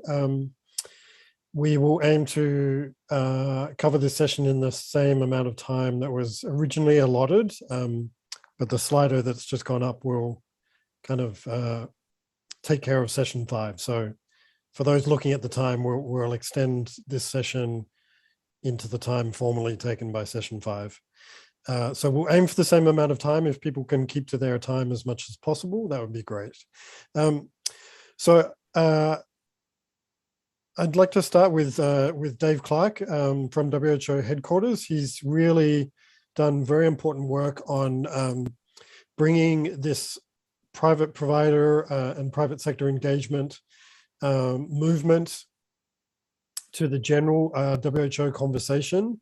Sometimes it felt like TB was kind of talking to itself a little bit, and Dave has really broadened that conversation within WHO. So we're very grateful to him for that, and welcome your perspective, Dave, on the opportunities going forwards. Thanks. Thanks, William. And in fact, I always say this, we actually owe a debt of gratitude to TB. I mean, it's definitely the TB team that's really been the trailblazer in this area. And also, obviously also to Madhu and Monica for their support of our broader work. But is it okay if I share some slides? Yes, please go ahead, Dave. Okay. You should be able to do it. Thank you very much. So just to quickly, can you see my slideshow? Yes. Okay, so I want to talk about a couple of things today. I mean, this is a slideshow that I've been giving most recently in relation to our work. So some of you will know that as a result of an intervention by Pete Salamo when he was still our executive director, we decided that we needed to take a more strategic approach to thinking about private sector engagement in WHO, and to try and mainstream it, not just within the TV program, but across all programs, and also to think about how it fitted within our agenda on universal health coverage. So we, with Madhu and with other experts, we came up with a strategy on working on private sector engagement. We came up with a model of. Sorry, Dave. Sorry to interrupt. Sure. Could you just go on slideshow mode, please? Slideshow mode. Oh, I'm sorry. Is that better? It's still not changed. Oh, I had this problem before. I'm really sorry. I tried to do this in another presentation and it just didn't change over. I'm not quite sure why. Can you try clicking one more time and maybe stop share and try sharing again? I'll try. Yeah, I'll try. Sure, no problem.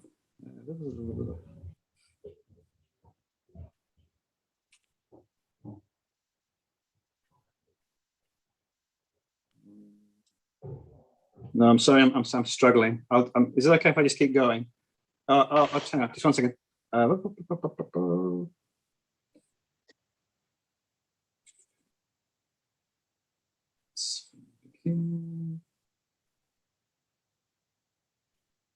Is that any better? Maybe it's not. I think just go ahead. It still hasn't changed. All right. Sorry. So I'll share the slides with everybody. So just as I was saying, what we've been trying to do is to get WHO as a whole to think more seriously about private sector engagement. Our entry point, because I work in the governance team for this, is a framework which revolves around countries performing 6 governance behaviors, which we're in the process of elaborating on at the moment. And we'd love to talk to the TB community about what this means in the context of TB. As part of the work on implementing this whole framework, our advisory group suggested we do 4 things to build political will to work on the private sector topic. And that's something we've been working really hard on, to embed these governance behaviors in governance efforts, because the observation has been that in many countries, the ability of governments to work with the private sector really does depend on their ability to exercise governance over the private sector using certain governance tools, whether that be in TB or malaria or NCDs or other areas. The other thing that we're working on is setting norms to assure accountability when it comes to this topic. And like you, we've been working to support learning on technical guidance on private sector engagement. But what we've been doing of late, and this is in direct response to COVID-19, what we've discovered as part of the COVID-19 epidemic is it's really shown up just how weak some countries' governance capacity for working with the private sector is. And that's shown up in 2 ways. It's shown up in countries being unable, in some cases, to scale up and take advantage of the private sector to deal with the COVID emergency. But it also shown up in another way, where we see some very poor behavior on the private sector, where we have unregulated markets. We're seeing the private sector engaging in a way which is creating huge inequities. So what we're doing as part of our COVID-19 work and our longer health systems strengthening work on UHC is we've set up this country connector on the private sector. And the idea behind this initiative, and it's not intended to take over any other initiatives, but to complement them. It's intended to provide countries with support and to connect countries and encourage country-to-country learning when it comes to this topic of private sector engagement. So we've got there's a few things we're trying to do with all of this. We're trying to get a shared understanding of the technical support that countries need to better work on the governance of the entire health system when it comes to working with the private sector. We're trying to improve coordination between WHO and other global health partners in this really important topic. We're trying to increase, as William said, we're trying to continue to increase awareness of the importance of this topic, not just across WHO, but across member states as well. And we're also wanting to share information across countries and across global health partners about key lessons we can learn, not just from COVID, but from other program areas when it comes to private sector engagement. So let's just quickly go through the slide. Well, so with all of this in mind, we have set up this new platform. It's been running for 2 weeks now, and it's going to be officially launched next week for UHC week. So sorry, Dave, we're not even seeing, we're only seeing the title slide. Can I see the title slide? Okay, sorry about that. Okay, now we can see the slide. Thank you. You can see it now? Okay, I'm sorry about that. So this new platform has started. We are launching it next week. I think it complements well the work that the TB team are doing. This platform is focused at the moment on COVID, on MNCH, but we're also talking about adding an NCD component to this platform.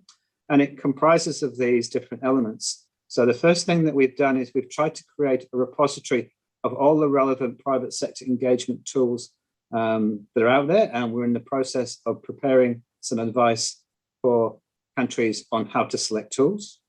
We've created a clearinghouse of information. The latest clearinghouse summary was published today. So every month we publish a summary of all of the relevant information that we can find in the peer-reviewed literature and in the media about what's happening with COVID-19 in the private sector. And that information can be downloaded and used by countries, but it can also be downloaded and used by academics for any research they want to undertake. We've set up a virtual help desk to help countries with any questions about private sector engagement. I've mentioned before that we've also set up a training course, which we're in the process of finalizing now. It's a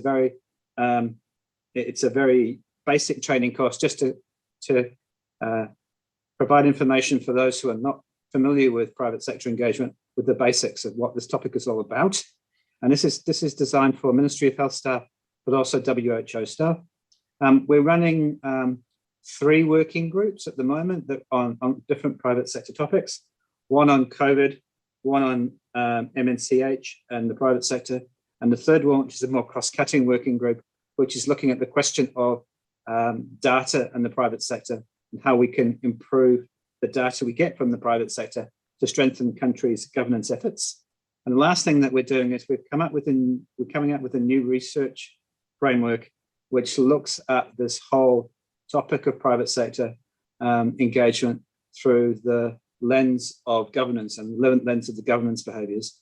We noticed as part of our work in this area that a lot of the research that's out there at the moment focuses on health systems existing frameworks like the WHO building blocks, which we think aren't really fit for purpose when it comes to understanding some of the issues that are happening in this space. So we've come up with a new research framework which we're about to publish, and we want to encourage researchers to use this new framework as part of their consideration of this important area. So all of this is housed on a new website, which the address is at the bottom of the screen. And we're looking forward to collaborating with our WHO colleagues, including the TB team. And Monica has very kindly agreed to be part of the launch of this new initiative next week. And I'll stop there, and I'm very happy to answer some questions. Thank you so much, Dave. This is very, very helpful context. So at USAID, we have a project that's working on the intersection of TB and health financing and governance. And definitely in that kind of work, when there are existing platforms, when somebody has kind of prepared the way for building some level of capacity, TB can kind of then attach to that kind of work. And so what you're doing here, I think, is incredibly important for that, because it's very hard for TB to come in by itself and build things from the ground up. So really appreciate your work on that. There may be questions in the chat, but I think, in the Q&A, if people can put them there, but in the interest of time, I think we should move on. So our next speaker is Ernesto, who's going to speak to us about TB and social protection. This gets back to, I think, what we started with yesterday, which was that, the point of the work that we do has to be to actually make care better. And connection to social protection schemes is a critical part of that. So if we just engage private providers, but then the behaviors and the actions don't change, then what's the point? And for patients, being linked with social protection is so critical. So Ernesto, I look forward to your update on the WHO guidance framework on this line of work. Over to you. Thank you, William. Thank you, Monica, for the invitation to participate in the meeting and to share with you ongoing work at the moment in WHO. Let me quickly walk you through an important message. Is that usually when we talk about social protection, the assumption is that we are referring to all those insurance schemes that central governments have, which are managed outside the scope of work of the national TB control programs, let alone ministries of health. However, when we go through the definitions that social protection through a variety of stakeholders, the common denominator is that it refers to all those measures that can be offered to people in order to deal with the vulnerabilities they are exposed to. And it's not only insurance schemes, it's also social assistance, which is very much more within the domain of what national TB control programs can do. And by this, I'm not saying that insurance is not something that national TB programs can influence. So I'm just parking this idea just to be sure that here in this presentation, and especially in the guidance that WHO is developing, we are not trying to put in the hands of the TB program something that is going to be actually impossible for them to do. Social protection, as we know, is a powerful tool for supporting people who are facing poverty, who are having with passing through major hardships, and it's very much embedded within the SDG agenda and linked to the determinants and social determinants of tuberculosis that we all know. In addition to this policy context, there are ethical and human rights grounds for making of social protection essential in the response to tuberculosis. Actually, the NTB strategy highlights social protection very clearly as one of the elements that we need to include in the response to TB. Actually is one of the components of Pillar 2. As we know, still very much the response to TB has been focused on Pillar 1, and sometimes elements like those in Pillar 2 tend to be neglected or downplayed.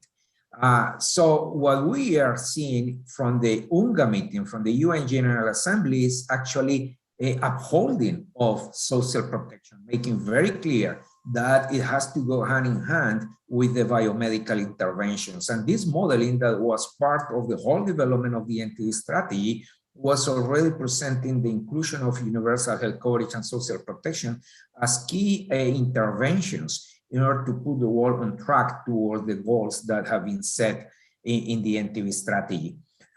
Further to this, we have a hard evidence from different publications. Here I'm presenting just 2 or 3 of them. One of them is an analysis of the trends in the incidence of TB, how they are very well correlated with the investment that countries are doing in social protection.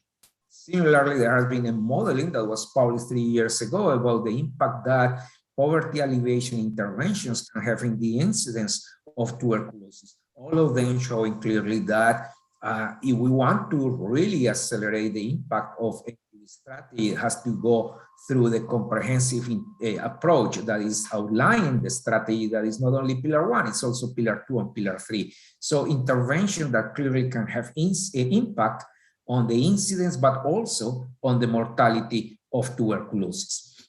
So drawing on these premises, so this is the overarching vision that we have in the WHO Global TB Program to accelerate the support to countries to mainstream social protection, ensuring that the NTPs are really promoting the inclusion of eligible people among the TB-affected community for benefiting from social protection services, either schemes that are existing or others that could be actually created ad hoc for the sake of protecting people with TB.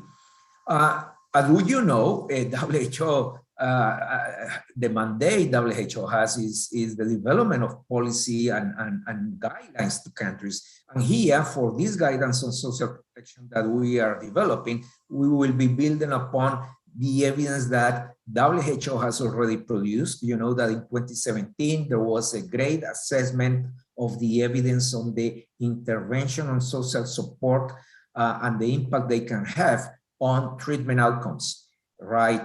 And the evidence resulted in recommendations making very clearly that material support, including cash transfers, including food vouchers, including transport vouchers, do result in better treatment outcomes. In addition, we have guidelines on nutrition from 2013. You know, food insecurity is one of the major issues we need to address. In fact, the evidence shows how undernutrition, malnourishment contributes with probably 20% of the incidence of tuberculosis.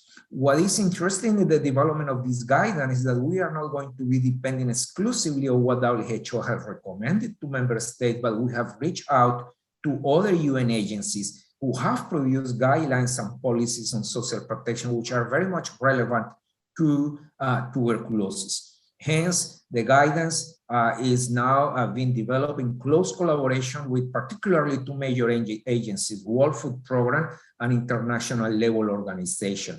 So this is not trying to reinvent the wheel, but building upon what has been already produced out there, either by WHO or by other UN agencies. So from the guidance, we are moving there to ensure that this is properly aligned with the multi-sectorial accountability framework. The multi-sectorial accountability framework is very much on multi-sectoriality and not only on accountability. Is to acknowledge that it's not only what we can do from the health sector, but how we need to collaborate with other sectors in order to tackle social determinants of tuberculosis. So this is just the current draft of the content of the guidance, and you can see that we are also including some kind of guidance, practical guidance on areas that are very much out of the direct influence of the TB program, like, for example, protection of employment and income of people with tuberculosis, drawing on the evidence coming from the patient cost surveys, but also from the work of ILO. We are going to be in position to take stock from there and say how we can, the TB programs, influence the way the central governments craft policies that could benefit people with tuberculosis. You know very well, and I think Blessy made it very clearly an hour ago in her intervention, that is a dance between the policy making and the implementation. And we have to go from the ground to influence the policy and the policy to serve the people on the ground. So yes, the guidance is hopefully going to be a powerful force to direct the development of social support for people with TB, but that requires to support countries for the uptake, that requires to develop also some research, because there are still gaps in the evidence, not only in terms of the effectiveness, but also the feasibility of some of the interventions. And this is the type of research that has to be conducted locally, because it's not of the interest of the major donors who are very much focused on developing tools. The multi-sectorial engagement means to make an exercise perhaps in humility, and to acknowledge that we alone are not going to change the direction of the epidemic, never mind the importance of gene expert and new medicines and a vaccine, because clearly tuberculosis is a development issue. We need to craft a powerful M&E system that, you know, can contribute to the accountability and work closely with all stakeholders to promote the to develop the advocacy that can support the uptake of the policy. So thank you very much, and happy to take questions from the QA and chat. Over to you, William. Thank you so much, Ernesto. Excuse me. I placed in the chat a link to a paper about social or national health insurance. I think the conversation here is a little bit analogous, where the TB program doesn't have anywhere near the scope to really make a major change in how these systems work. But there are entry points into insurance systems and what you were talking about in terms of other social protection mechanisms. There are entry points where we can influence and work with the policy around the edges. Do you have any quick reflections on what are the kind of practical, I mean, you're going to produce the implementation guidance, but any quick thoughts about what might be the biggest features in the practical kind of next steps in that guidance? Yeah, indeed. I mean, we need to focus on the low-hanging fruits, right? Social protection is a huge agenda and has too many stakeholders, is sometimes in some countries heavily politicized. And hence we cannot expect from countries to go for what is unfeasible in the near future. However, there are some practical concrete options to, for example, food security, right? Through the patient cost surveys, it's clearly shown how food insecurity is contributing to additional costs and hardships for people. And for that, we have practical guidance, but also we have powerful and strong alliances ongoing in some countries with agencies like the World Food Program, but also internally at country level with those bodies responsible to address food insecurity. So this is a practical example. Another one is related with TB in the workplace, which is very much close as well to the agenda of PPM. right? Because social protection is for everybody. Social protection is not only for those who go to the public sector, and this is why it's also so much relevant to the scope of work of this group, right? So here we have opportunities to make a powerful alliances that can be impactful on protecting people from the negative consequences of TB that not only result in poor treatment outcomes, but also quite often result in maintaining the impoverishment as a result of the way they experience treatment and the disease. Over. Great. Thank you so much, Ernesto. So we're turning next to Guy Stallworthy from the Gates Foundation for a comment in reaction to the last two talks. Guy. Thanks very much, William and Ernesto, for that. I hope everybody can hear me okay. So I'm just going to share some reflections on this social protection agenda as it relates to the PPM work. And I'm going to identify just a couple of opportunities and a number of challenges that this poses for us. I think, first of all, is greater attention to social protection, which is welcome.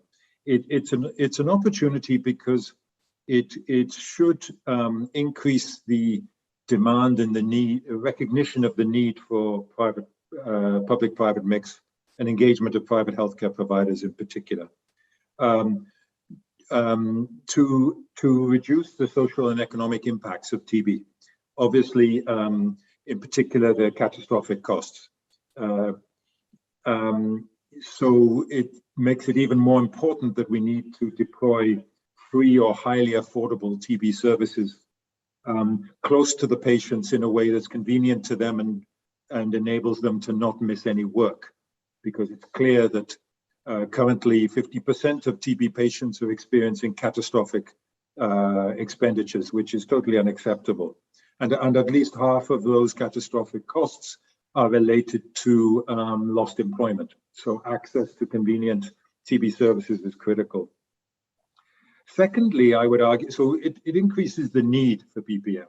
Secondly, I would argue it increases some opportunities that we're seeing in India and in other countries, that the potential to link privately managed patients to social protection benefit schemes is a good addition to the value proposition of PPM to patients and therefore to their private healthcare providers.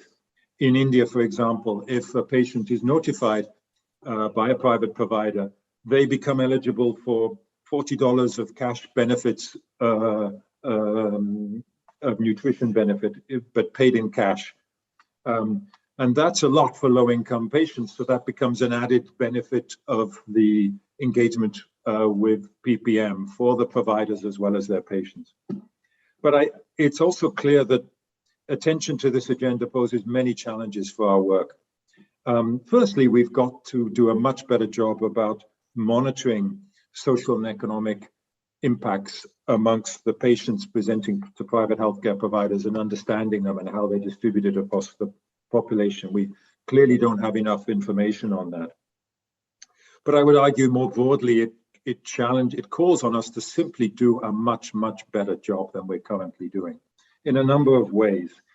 Social and economic impacts are far more critical for the lower income majority of the population. We like to point out that TB is a disease of poverty, but often in our programs, we're not recognizing and acting on that. We have to get away from engaging the easier private healthcare providers at the top of the pyramid, the specialists and the corporate hospitals, who may not be serving the bulk of the population, at least early in their care seeking. And we have to do the much harder work of engaging the bottom of the pyramid providers that may have smaller volumes, and we just have to do that.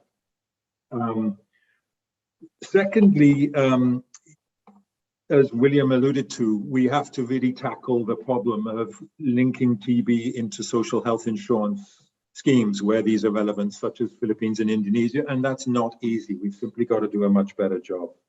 A little more controversially, perhaps to be provocative, I would argue we cannot afford to get enthusiastic about models that result we just heard in India and Philippines on the IPAC model that results in costs to patients of $32-45 for a test. This is 2 to 3 weeks of income at the minimum wage in these countries for a test, which may not even be positive. So we can't pay attention to catastrophic expenditures and still deploy models like this when there are alternative models that deliver free tests to those patients through the private providers. We have to focus on that kind of model. And finally, we also have to perhaps be less tolerant of or indulgent of poor quality care amongst the private providers we engage with, such as overprescribing of drugs and unnecessary tests that just add to the financial burden of lower income patients. So in all these respects, I think attention to the social protection agenda just calls on us to do a much, much better job and hold ourselves to higher standards. So finally, I would just encourage all of us in the PPM community to engage with this social protection agenda.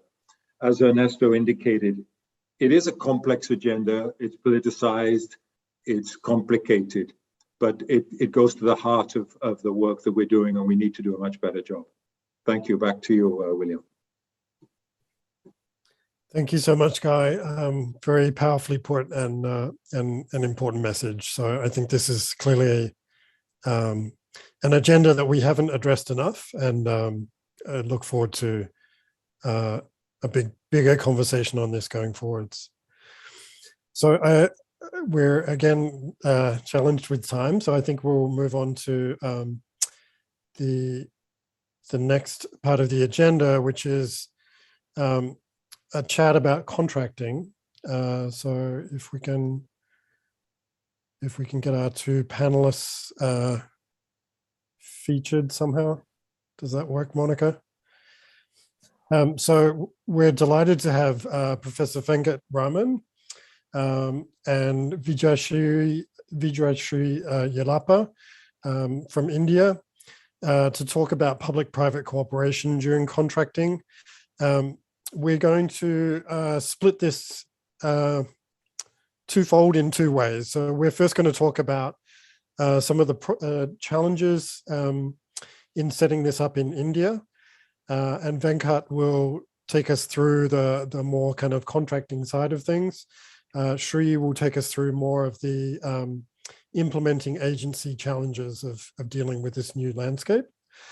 And the second part, a little bit more on advice to other countries. So I do want to recommend, there's at least 2, if not 3, really excellent PPM Learning Network webinars at this stage that go into some of these topics in more depth, in more technical depth. And I really recommend those. For this session, we're going to talk a little bit more about the sort of informal experience rather than the deep kind of technical framework. The reason we wanted to take a bit of time on this, and we are going to take 25 to 30 minutes on this, is that all of this activity needs to be paid for. So if we're going to have intermediaries, if we're really going to have all of this work of engaging the private sector, somebody needs to be paid for that. And in general, that payment up until now has been donor funding. And it's always going to be borderline impossible to get to national coverage and certainly get to sustainable programs if it stays, if PPM stays under donor funding. So the obvious route for this is government contracting. So this is domestic funds being used to procure the services of intermediaries who then carry out a lot of the work we've heard about over the past 2 days. So that's our topic for today. So again, many thanks to our panelists for joining. Professor Venkat, if I can start with you about the process of establishing contracting in India, and if you can take us through what were some of the major challenges, and again, with a bit of a focus on, what is your advice for other countries as they start this journey? And I think we discussed, if you can take us through the different steps. So from the initial steps of drafting an RFP, the bidding process, and then all the way through to the implementation and payment. In those different stages, what were some of the major challenges and lessons from the India experience? Over to you. Thank you, William. I would just kind of quickly touch upon the journey so far and then go into a little more specifics. I'll try to keep this as informal as a conversation as possible rather than sounding very formal. I think the journey about trying to develop this intermediary agency and also performance-based contracting began with the thought that the conventional PPM strategies that India was adopting for almost 1.5 decades was resulting in patients being troubled to go from one pillar to post in terms of services. The person needs to do the diagnosis first somewhere, get the drug somewhere else, and some other kind of procedures to go through.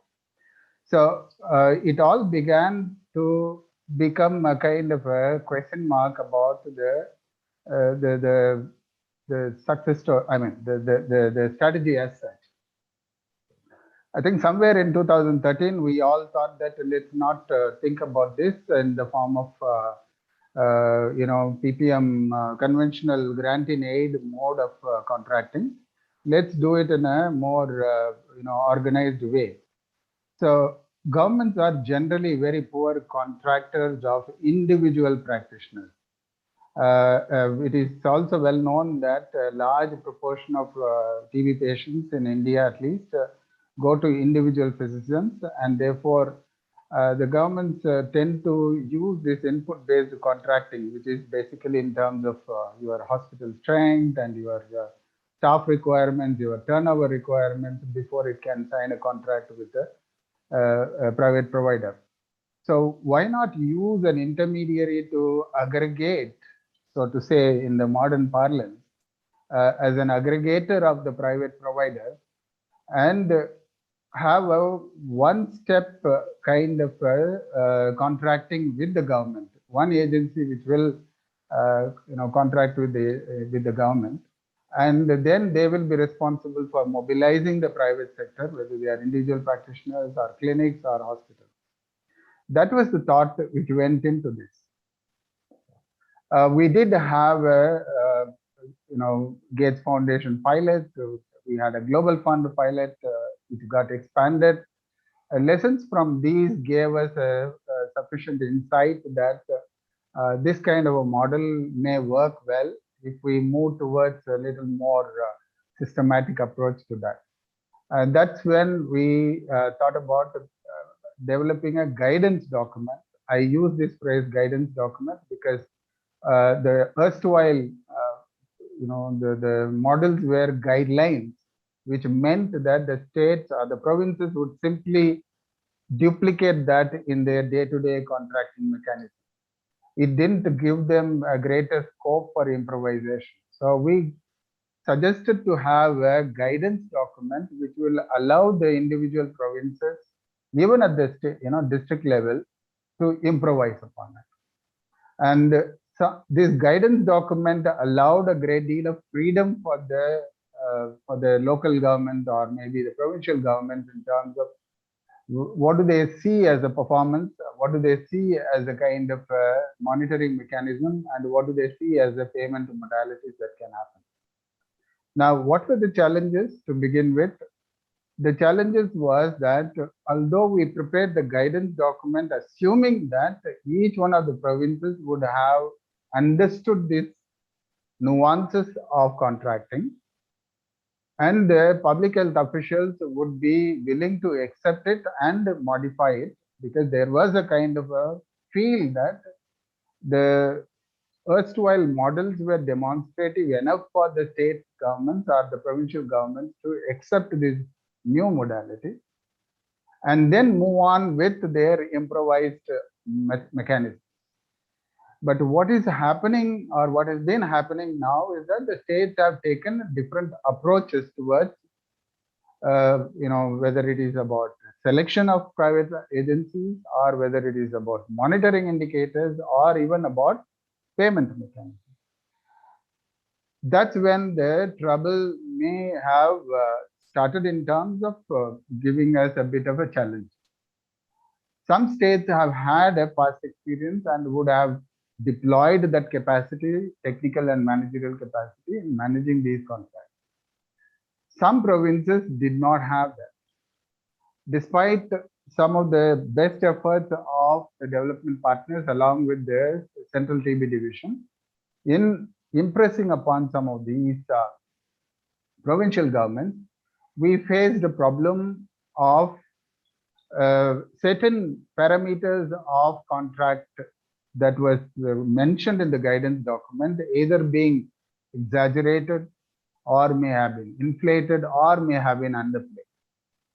And as a result, today we see that this capacity gap and the lack of complete understanding of the guidance may play as a barrier at this juncture, which is what we are now working on with the National Technical Support Unit having been formed, which is planning to really support each and every provinces in building this understanding, contract management capacity, bringing in certain systems that can, for example, IT systems that can monitor and release the payment in time.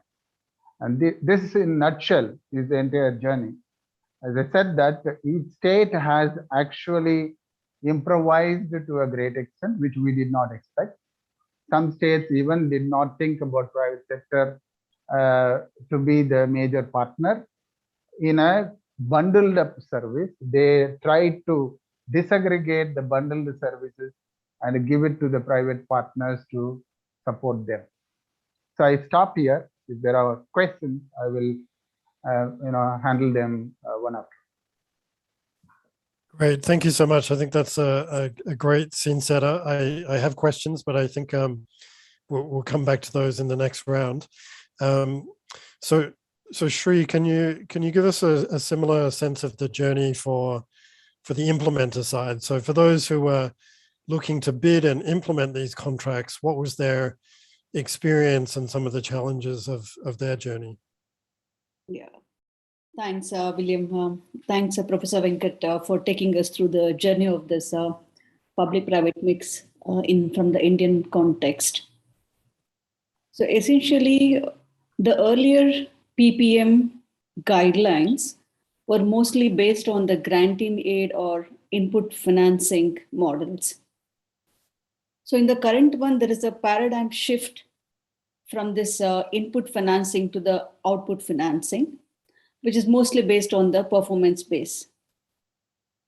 So this calls for a complete mind shift among the implementers, not only for the implementation, for also for the applying for the bidding as well. So some of my reflections comes from the interactions with the implementers.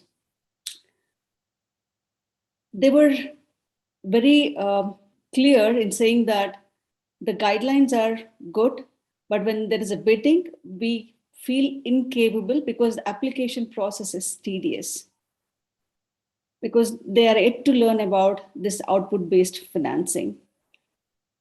And it was evident that the NGOs or the private partners required some kind of hand-holding in applying for this kind of bidding.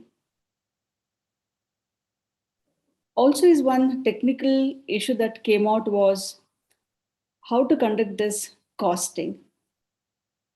Because in the current one, this is mostly allows for the market discovery instead of prescriptive costs.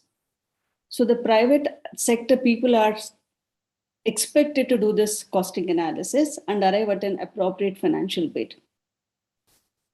So here again, the private sector's people, they felt they need some technical assistance, and some of them actually hired consultants to do this. So this is a complete mind shift, which is good, but I think it will take some time for both the parties, both the public sector and for the private sector to get internalized. Over to you, William. Great. And Shri, maybe while I'm with you, I'll actually come back to Professor Venkat with the same question, but while I've got you, I think this is such a huge shift in how everyone operates and needs a lot of new skills. So I think with any decisions that were made early on, you would still have a lot of learning. Like any decisions that the country made about how to set this up, how to run it, no matter what, there would be a huge amount of learning. Mm-hmm. So how much of the challenges in India have been along those lines, like kind of inevitable, learning and growing process, versus is there anything that you would, going back and starting this all over again, you would look to change, or you would advise other countries to approach it in a slightly different way? So do you have any advice for other countries who haven't made those first decisions yet? Yeah. I think, William, we have been talking about this integration of the National TB Control Program to the general health system. What I saw is in all the deliberations that the TB program is yet to get integrated into the general health system, especially when we talk about public-private partnerships. I would like to highlight some technical considerations. For example, the kind of criteria that has been put for example, financial criteria. This is from the perspective of the implementers. At times, the annual turnover is huge, and only the NGOs or the private organization with good annual turnover would be eligible for applying for this bidding. So this rules out a lot of NGOs, smaller NGOs, who have a good field presence, but that they would not have such a huge annual turnover. The second aspect is the bank security, which the NGOs or the private sector people are expected to deposit. So this limits this organization to apply at the same time at different sites, because at every site they have to have that bank deposits. So I think, William, that we need to look at some of the alternate financing mechanisms where we could provide that commercial cushioning in terms of viability. I allude to some of the experiments by Government of India in promoting the public-private partnership, where they are announcing around 60% of the viability, commercial viability. Of course, it's for the capital cost and the infrastructure, but that's something we could think of in the financing, alternate financing mechanisms. And the second thing is that we should not really restrict this kind of bidding for the organizations which have only worked for TB control programs. So setting this kind of criteria, we will lose out on the other NGOs who have worked with other programs, but since they do not have that 10 or 5 years of TB experience, they are not eligible to apply for this bidding. So we should be as exclusive as possible in inviting these kind of organizations. And coming to the general health system, I think what I see is, especially from the administrative aspect, all the files from the PPP, they have been stuck at the administrative level. So I think it's very important that when such initiatives are thought or designed, it's very essential that apart from issuing the letters and guidelines, somebody should really sit down and build that communication and have that buy-in from the state government. Because in India, state is the health is a state subject. It becomes essential that the administrators are brought into confidence. So these are some of my points, William.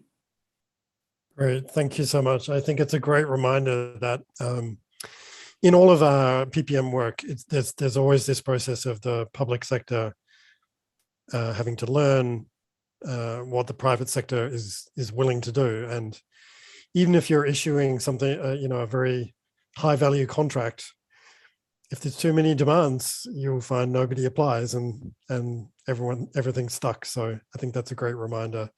We need to be realistic in what we're requesting.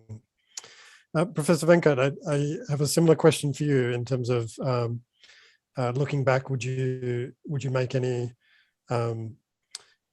different decisions, or is a lot of this just an inevitable learning journey that will always be a bit bumpy? Over to you. Thank you, William. Again, I would. I mean, if I were in the helm of affairs, I would perhaps retain the core elements of this contracting process, or this spirit of the contracting, such as bundling of services or performance-based kind of contracts, etc. But if I were to really redo this once again, I think there are a few other steps that perhaps we need to really keep in mind. Even as I speak, there is already a kind of initiative to relook at the field level experiences and incorporate them in the current guidance document. So the work is in progress on that front. What I would have done perhaps is that there has been a kind of a demand that we should put in certain kind of capacity building for both the public sector officials as well as the private sector entities towards understanding these nuances of this contracting. That's number one. Number two is that I think the problem of payment, which is a universal problem. It's not only in India but all over the world, across all private sector engagement activities. Payment is a major, reimbursement or payment is a major concern. And what we had anticipated when we drafted this guidance document was that the payments are generally delayed because of human interface. Because if there is an official in the public health official who is to monitor and verify, validate, and release the payment, then it is invariably there would be a kickback and there would certainly be a problem. So we thought that it would be good to have certain IT-driven, sample of validation process and try to link it up with a certain kind of a databases so that it automatically computes the value of what is the amount due for the to the private sector agency. And if an health official is unable to clear it within a particular period of time, it is assumed that he has no objection and it moves to the next desk of the official in order to clear it. This was the original intent with which we went about doing. But right now, that seems to have been moderated by different states. The most important point that I would like to mention here is that the proportion of people, especially the private commercial organizations, except the diagnostic laboratories, working in the field of TB is restricted largely to NGOs in terms of the entire gamut of stuff. Community mobilization, treatment, follow-up or counseling. What I would be requesting, if any of the other country people are looking at, is that I just recall as an immediate example to give. If I am in an university, I am trying to develop a research consortium on, let's say, health-related subject. I would try to get a sociologist. I would try to get an economist. I would try to get an HTA specialist. I would try to get a medical devices person. I try to get somebody or the other in order to come together as a force multiplier.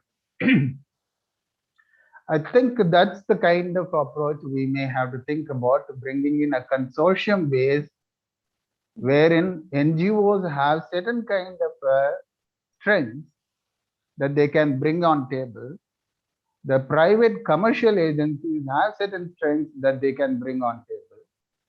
And certain other agencies, for example, technology people, medical technology people, IT people, they can bring in their own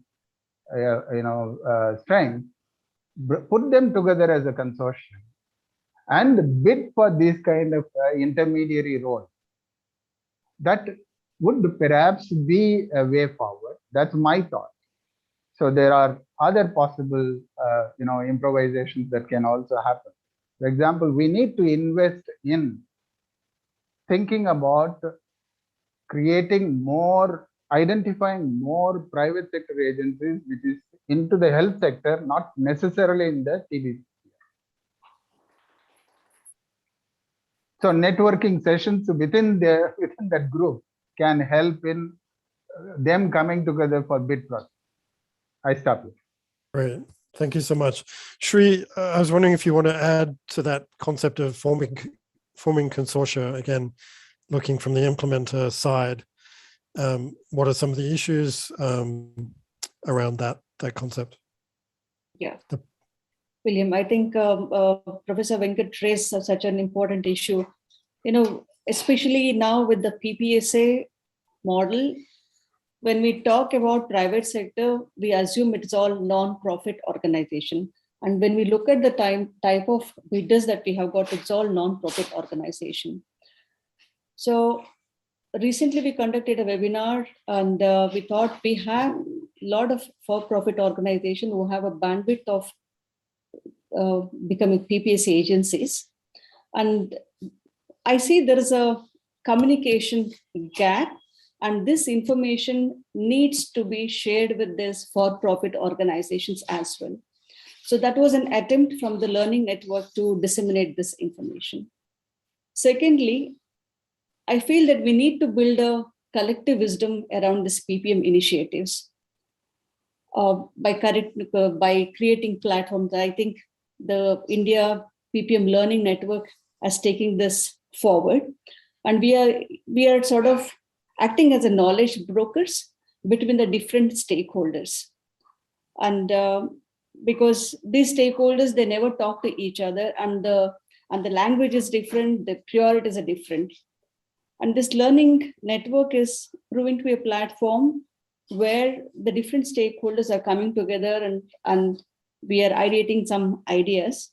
And also sort of we are creating a mutually respectful environment where stakeholders are raising their concerns and ideas. So this has been our experience. Also, I think we have noticed that there are some hiccups in terms of implementation, especially the financial delays. We were thinking with the PPSA implementers whether we should be also using the network of TB survivors along with our network to do some kind of advocacy to push the TB PPM agenda. Over, William. Great, thank you so much. So I have one last question for both of you, just a couple of minutes each. Again, this is a huge change, and we've recently done an assessment in another country, which the first report that came through, made me a little bit scared, because a lot of what you're talking about, huge needs here, huge needs there, on both the contracting capacity and the provider capacity. And so the question is, on a practical level, how much do you try and fix things and work on capacity in the abstract first, versus how much do you just start off, make mistakes along the way, and adapt along the way? So Professor Venkat, if you can just start us off with that, what do you think is the balance there? I think there are two levels of capacities that we are talking about, William. I think the capacity is to, first of all, create this kind of organizational framework for both the public and the private sector in terms of understanding their managerial capacity and their technical capacity on the nuances of private sector contracting, contract management, contract design, IT system to support all the monitoring and payment mechanism. The other degree of capacity is more in terms of the capacity of the private, commercial as well as not-for-profit agencies in order to have that kind of financial resources to come forward and take upon the responsibility of this larger reference point of private sector engagement. See, the word capacity wouldn't have arisen if you had given a grant in aid to an NGO to run a microscopy center. But the moment the same NGO is bidding for a bundled up services, including sample transport, sample collection, testing, the submission of test results within time frame, etc. Then we are talking about, do they have the wherewithal, leave alone the understanding of the private sector, private contracting mechanism, but do they have the wherewithal to really take on these cumulative responsibilities? And that requires a certain kind of a resource investment. And therefore, I would again say that we perhaps have to take a deliberate call in terms of how far can we invest in encouraging more private sector to come forward in this process. This is not, in any hospital building, there are plenty of players in that. But when it comes to certain kind of disease control program, whether it is TB or HIV or malaria, somehow we are restricting ourselves to only the not-for-profit groups. I think we need to really move one scale up, have a greater participation, because today the private sector is technology savvy and they can find solutions that are not necessarily conventional in nature. So that's what we are missing at this juncture. Oh, great, thank you.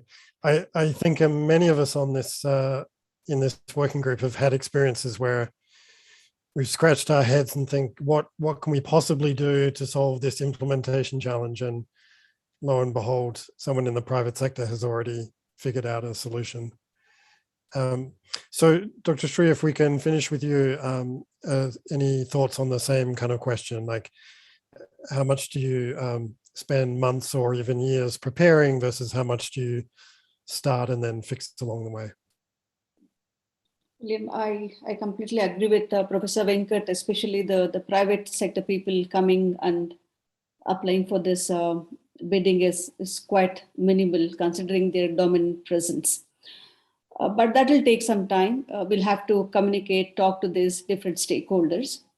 But what I feel is feasible with kind of investment that's happening from the Gates Foundation and other bilateral agencies is the state technical support units, which have been onboarded to build the capacity of the state governments. I see an opportunity over there. We have public-private partnership cells in many of the state governments. I think we need to really build the capacity of these cells in RFP drafting and bidding. For an instance, during our interaction, one of the state who could not actually, the state TB officer could not draft this RFP, had reached out to the PPP cell, but that's a procurement cell. They are known for procuring the goods and they would not have an idea about the services.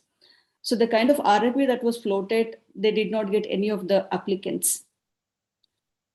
So if government wants to engage in this kind of outsourcing or procuring the services, I think it's very important that the capacity of the state government is built in this kind of activities like drafting, bidding, and monitoring. So this will take some time, but I think that is the way out. I believe if we have to have this PPP work needs to be done and implemented in the ground. Great, thank you so much. Yes, this is not always the most glamorous work, teaching people how to draft RFPs, but it's very, very critical to actually get to a place where you have patient impact. So thank you so much to both of you. Really appreciate your insights, and handing back to Monica. Thank you. Thank you, William.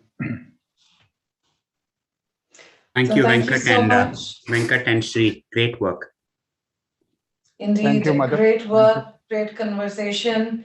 Thank you, Dr. Venkat and Shri and William, also for coordinating this. So this is the sort of practical discussion that we need to have and that countries need to hear. So this is really, this was really very informative. Thank you for that. And also thanks to Dave, Ernesto, Guy, for their very, for their excellent presentations and also bringing focus on social protection and UHC. So we're nearly down to time, and but we still are very happy to hear from you all. Many thanks for those of you who very actively on Slido went in, poured out your suggestions, and this was really, really useful for us. So the question we asked you was, what do you see as important opportunities or actions to place a high-level spotlight on PPM in the lead up to the UN high-level meeting? Many of you shared suggestions. Thank you for that. We really like to keep our meetings as interactive as possible. So yes, so range of suggestions from sharing more success stories, getting more political engagement, including G20, etc. The more use of digital tools, focus on multi-sectoral collaboration and accountability, addressing issues of stigma, again, documenting lessons learned in different contexts. Increase engagement of unengaged private sector. I mean, I assume this means the informal private sector maybe. More efforts in quality of care and inter-country cross-learning. So a lot happening on a lot of requests on cross-learning. We did tell you about the TB PPM Learning Network. They are documenting quite a lot, and we have webinars that happen very regularly. And Petra was saying that she can build on some of this to organize more webinars. So we appreciate all these suggestions. So what we're going to do now is we're going to take it a step further. Okay, I see there's one new one which has been added in on social and social insurance and social support. So thank you for that. So we can immediately see that there's been an impact based on the intervention of William's session. Okay, so what we're going to do is we're going to take this one step forward in the next 5 minutes. We want you to go on Slido. You can again point your cameras at Slido or log into slido.com and type in hashtag PPM 2021. My colleagues Wong Yi and Anas Chukalova very kindly have been managing this. They have put all your suggestions into a ranking poll, and we would like you to go in and vote on what you think are important. So if you can log in and if you can start voting, that would be really helpful so that we can see what your perspectives are. So I'm going to log in as well. Let's see. And please start voting to see to highlight what you see are as important priorities. We will compile this. We are going to gather all of your inputs, but we will compile this and we will take this forward in our discussions for the next 2 years. So thank you for your inputs here.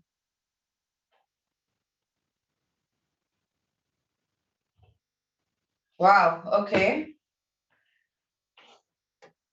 Okay, so the voting has begun. People are beginning to vote. Multi-sectoral collaboration and accountability indeed is really important, along with, okay, so the first point is really a mix of quite a few things. Mechanisms for knowledge sharing, non-stigmatizing environment for those seeking care. So please do log in. We'll keep this poll open for you so you can vote. So please do vote. Also on top is effective TB care approach. Again, stigma is up there. quality of care is up there, and more documentation of lessons learned. Yes, okay. So as you log in and vote, it will be important to see your priorities.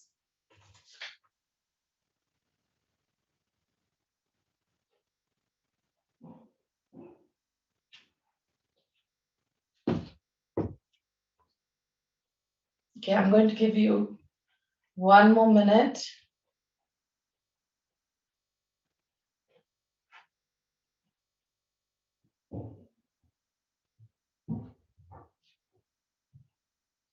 So what is very good to see and what is very clear is the discussions that we began yesterday, starting out with hearing Handa's intervention, this whole notion of multiple sectors needing to be involved, and the need for more accountability that we then saw in Guy's panel on more dashboards, greater accountability. And as our director, Dr. Teresa Kasaiva, also highlighted, we need to have PPM as part of the big picture, like what is happening right now with accountability. So it's good to see that we're all very well aligned in our thinking. Also that we are well aligned in thinking about issues around stigma, which I think we need to perhaps pay more attention to as well. We heard it from both survivors and we've heard it from Blessy very vocally. Quality of care also, Madhu has been always highlighting this as very important. We tend to focus more on notifications. We don't go all the way to the end and what quality of care people in the private sector receive is not well monitored. So this is really important. And of course, we take on board completely the success stories, the need for more documentation, and of course, the whole issue of data management, that we need stronger, more effective data that can be monitored for more accountability. So I'll stop there. We'll keep this ranking poll open. We very much appreciate all your suggestions. Please do continue sending us your ideas, suggestions. We'd like to hear very much more from you. So let's now move towards the end. So the whole idea of this exercise, and maybe you can stop sharing now. The whole idea of this exercise is really to give us ideas also on how we can take PPM forward over the next 2 years. We have taken all your inputs on board, and what we will do is we normally have a core group meeting after the main PPM meeting. This is something that we will do with the core leadership of the group to review all your suggestions. So please do keep pouring this in, and we hope that at our next PPM meeting we will have an opportunity to show how we've moved ahead one more level as far as PPM is concerned, hopefully, of course, in the context of what happens with COVID. So with that, thank you all for all of your inputs via Slido. So what I'd like to do now is we have with us our chair and our vice chairs. We'd like to give them the opportunity to say a few words in closing, and then I will go to the vote of thanks, if that's okay. So Madhu, would you like to start? Yes. All I want to say is how grateful I am, and we are as a working group, to all of you for continuing to keep the spotlight on PPM, despite all of the chaos and confusion and disruption of care. In fact, I must say, we've maintained a lot of activity on PPM even during this 2 years of pandemic. And people on the ground in countries, as you saw from all of these innovative case studies, have continued to do their work and sometimes managed, adapted.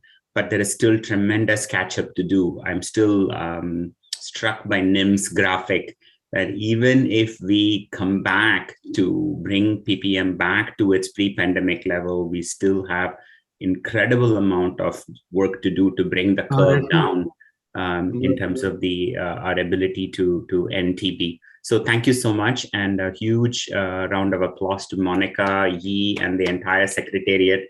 This working group has been strong for so many years because of WHO serving as a secretariat, and we are very grateful to Mukund initially, and then Monica now for continuing to keep the momentum going.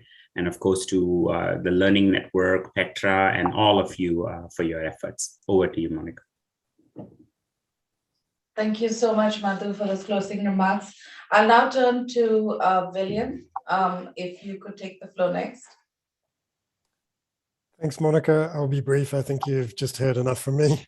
But yeah, I just want to thank you and the Secretariat very much for organizing this meeting. For those who are newer to this community, there's a lot to digest here. There's a lot to learn, but I think that's why it's an area that I love. So I hope you stay with us, and thanks to everyone who has brought those learnings to us over the last two days. Thanks so much, Monica. Back to you. Thank you so much, William. And now to Lal. Thank you, Monica. So it has been a good learning for me also. I was watching the presentations. Despite all the challenges due to COVID and all, people are showing a lot of interest, and so I'm happy that we could organize this so well, despite all the challenges. And of course, thanks to Madhu and William for their leadership, and thank you, Monica. It's all your effort that we could do it so well. And of course, I want to acknowledge the contributions of Petra also. So see you all soon. Maybe we'll have next meeting, we will have physical meeting sometime. Let us hope for that. Thank you. Thank you so much for that, Lal. So you've heard now from the leadership of the PPM working group, Madhu, the chair, and the vice chairs, William and Lal. So I'd like to close. We are on time. I'd like to take this opportunity to thank each and every one of you who've joined us over the past 2 days, either directly on YouTube or through the NTB forum. We very much appreciate your interest, your continued interest in on the issue of public-private mix. We all acknowledge that this is really a very core area if we are looking at ending TB, driving down the people affected, preventing TB, addressing drug resistance, on the move to universal health coverage. Look at each and every broad agenda. PPM is really critical and vital. So with that, thanks to all of our audience. Thanks to all the distinguished speakers, the chairs, for joining us, for sharing your experiences. It's been very packed because we try and bring together so many different experiences. And of course, virtually, it's very difficult to have that sort of interaction that we used to have in our physical meetings. Hope that at some point next year, maybe next December, there is no new variant that we need to worry about, and that the world is vaccinated, as Madhu put out in his initial plea, Vax the World, and that we can all travel freely and get to meet in person. So that's the wish looking ahead. Best wishes to all of you for the coming festive season, for the new year. And I'd also like to thank very much for the support USAID for their continuing support and financing of the PPM working group, the Stop TB partnership, and UNOPS, the Global Fund as well for their support. William, Madhu, Lal, thank you for your leadership through these days, to Petra as well for suggestions, to